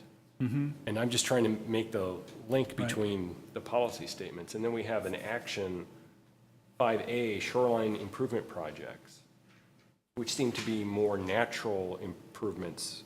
And it seems like there's a link there again to sea level rise. Right. Yeah, I think in this context, the term development is really meant to apply to structures and to roads and things of that nature, not to wetland improvement projects. Well, I guess I would suggest that you then broaden that in that policy to include those other elements we're already doing or proposing to do. I second that. I had similar comments I see here on policy 5.5. Right. Yeah, very much the same. On the shoreline access issues, there are two places where I have comments, I think. Two issues for me. One is trails and the other is parking. There's a policy in there for Albany beach parking, and I guess you pulled that out of the Albany Beach EIR, the current one that's going on. I also think, parking needs to be addressed for the bulb and the neck access along Buchanan, the end of Buchanan there. I don't think we should call out only the beach. I think there's parking issues there. And then trails, to me personally, are very important. And again, I don't know how much say we're going to have in the area that is now a part of, owned by East Bay Regional Parks. So I don't think we have much say. But I would love to see a good trail network down there, and certainly at the bulb or the parts of the area that we can control. And ultimately, any open space that's now part of Golden Gate Fields that we control, that we might control. And I think a robust trail network is really important, a good walking area. And I would, a loop trail is something that I've seen work so well over at Cesar Chavez Park, drives so many regular walkers. Has a variety of views as you go around the loop, and it's something that's accomplishable, and it just draws many, many people for their exercise, and I think it's a good thing. And so it's a very detailed comment, but that part of access is really important to me. So,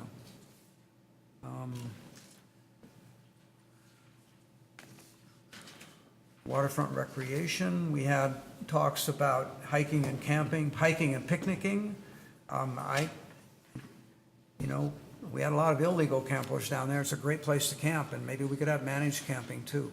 That's not out of my, I'd love to go camping down there. I've gone to Kirby Cove, and it's cool until the foghorn goes off. So that was in the waterfront recreation area. Again, maybe that could only happen at the bulb, because that's the only part that we really control right now. Okay. Archaeology and historic resources, you pulled that out. I really do agree with Ed that in the landfill areas of our waterfront, it's not relevant. The historic issues may be a different thing. But anyway, that policy was problematic to me, and maybe just needs to be reworded, be more specific. I'm sure that the archaeology is not an issue there. All right, that's probably good. I can go through this, and I could email you with any other little detailed questions that I have, but I think that covers it for me pretty well. Is there anyone else? Yeah, two other things. I just, on the access piece, I do think 3.1, the connections to the shoreline from the heart of the community is going to be critical. The freeway is obviously the big barrier, but connecting both to the natural and any is important. And Berkeley has a project I think they're advancing at Gilman, or ACTC is advancing at Gilman in the short term that we probably want to be engaged on, I would think, with their roundabouts. The other one, I guess I just want to throw this out there, the intent under water access. I think the discussion about ferries has gone past and it was more focused on Berkeley now, but do we have an opinion in 3.5 about like a large ferry access? Because it seems to not really address that. I don't know if we should, but. It's not envisioned as a possible use in the East Shore State Park plan for the Albany portion of the waterfront, so we didn't include it specifically here. Yeah. Yeah. One comment here. And there are, with what respect to waterfront, there are a couple of, like the Albany mudflats is really a protected area. Right. And that, I think that there might even be, there's certainly limitations on motorized, and I don't know, I guess I don't know beyond that. And I think that would be covered by your policy here. Oh, which you drew out of the state park plan, so that's good. You're good there. Okay, I'm sorry. There seems to be a little bit of conflict between Goal 5, which is create a safer, more resilient shoreline that is better integrated with the bay's hydrologic and biological systems, with 5, the limitation action 5A, which is rip-wrap the shoreline. So, you know, where we're trying to create a biological shoreline, the native shoreline, which I'm all for, but here we're stabilizing, taking out the concrete and putting in rock, which, when you look at some of the seawall rise plans, when they build a rock shoreline, they just push the problem somewhere else. It creates kind of a heightened wave action. And so there's better ways of addressing seawall rise than rock. And is this underway right now? Would it be installed? It is, and you may have more information, some of the folks in the audience may have more information about this, but my understanding is that the proposed improvements along the south side of the Albany neck are... Well, that RFP that went out a while ago, is that what this is referring to? Yeah, well, it's the beach, part of the beach project includes, this is an approved project. Okay, that's that piece. And it's intended to improve what's there now, which is concrete debris and other, you know, it may not be pristine, but well, it's... then that's happening, I guess. But the statement, implementing actions, okay. So nowhere else are we pushing the idea of a rip-wrap shoreline anywhere? I don't see it. It just popped up there as... Part of the important purpose of the riprap shoreline on the south side is, keep in mind, this is a landfill. And so the agencies that regulate the landfill are concerned about wave action eroding exposing the materials that are. Break into it. So along the south side, where the wave action and storm action is more likely to cause some problems, strengthen the integrity, what they would say in their terminology, the integrity of the landfill. But in other areas on the north side and east side in particular, there are opportunities to do softer treatments that they feel would be appropriate. As part of the transition plan, we have a coastal hydrologist who's looking at this, and that's some interest. We'll be making some recommendations later this year. Okay. It's almost 7 o'clock. Anything else? I'll be really quick. One thing, policy 5.3, green construction. I guess I would just like it if to get rid of greener and just have green design in construction. Yes. And then maybe alter the language to say which may include LEED certified construction, photovoltaics, other alternative sources. Yeah. Basically implying that this is not necessarily an exhaustive list, but a list of possibilities. That's it. Okay. Anything else? All right, Barry, do you have what you need for now? Yeah, for now, and I think we're going to be, meeting with various organizations to vet the policies further in the future. So I think you will see some changes both from the feedback that you've given us tonight, that we've heard from the public tonight, and we expect to get some more comments on this as it circulates. Okay. Good. Thank you. All right, thanks. All right. So moving on, so we'll close that item. We still have a little bit more, or it's 11 o'clock. So in order to continue the meeting, we need a motion. And what is left on the agenda is election of officers and announcements, communications. What's the commission's pleasure? Continue on for, move it to the next meeting? I propose to move it. I have to be at the office at 7 in the morning tomorrow. This is really late for me, I'm sorry. Anyone else? I second it. Second that, okay. All right. Okay, so I'll adjourn this meeting, and let's see, March 25th, yeah, I'll be here. So we won't need a vice chair to take over, so, okay. So the next meeting is March 25th, and we'll adjourn this meeting at 11:02. Thank you very much. Thank you.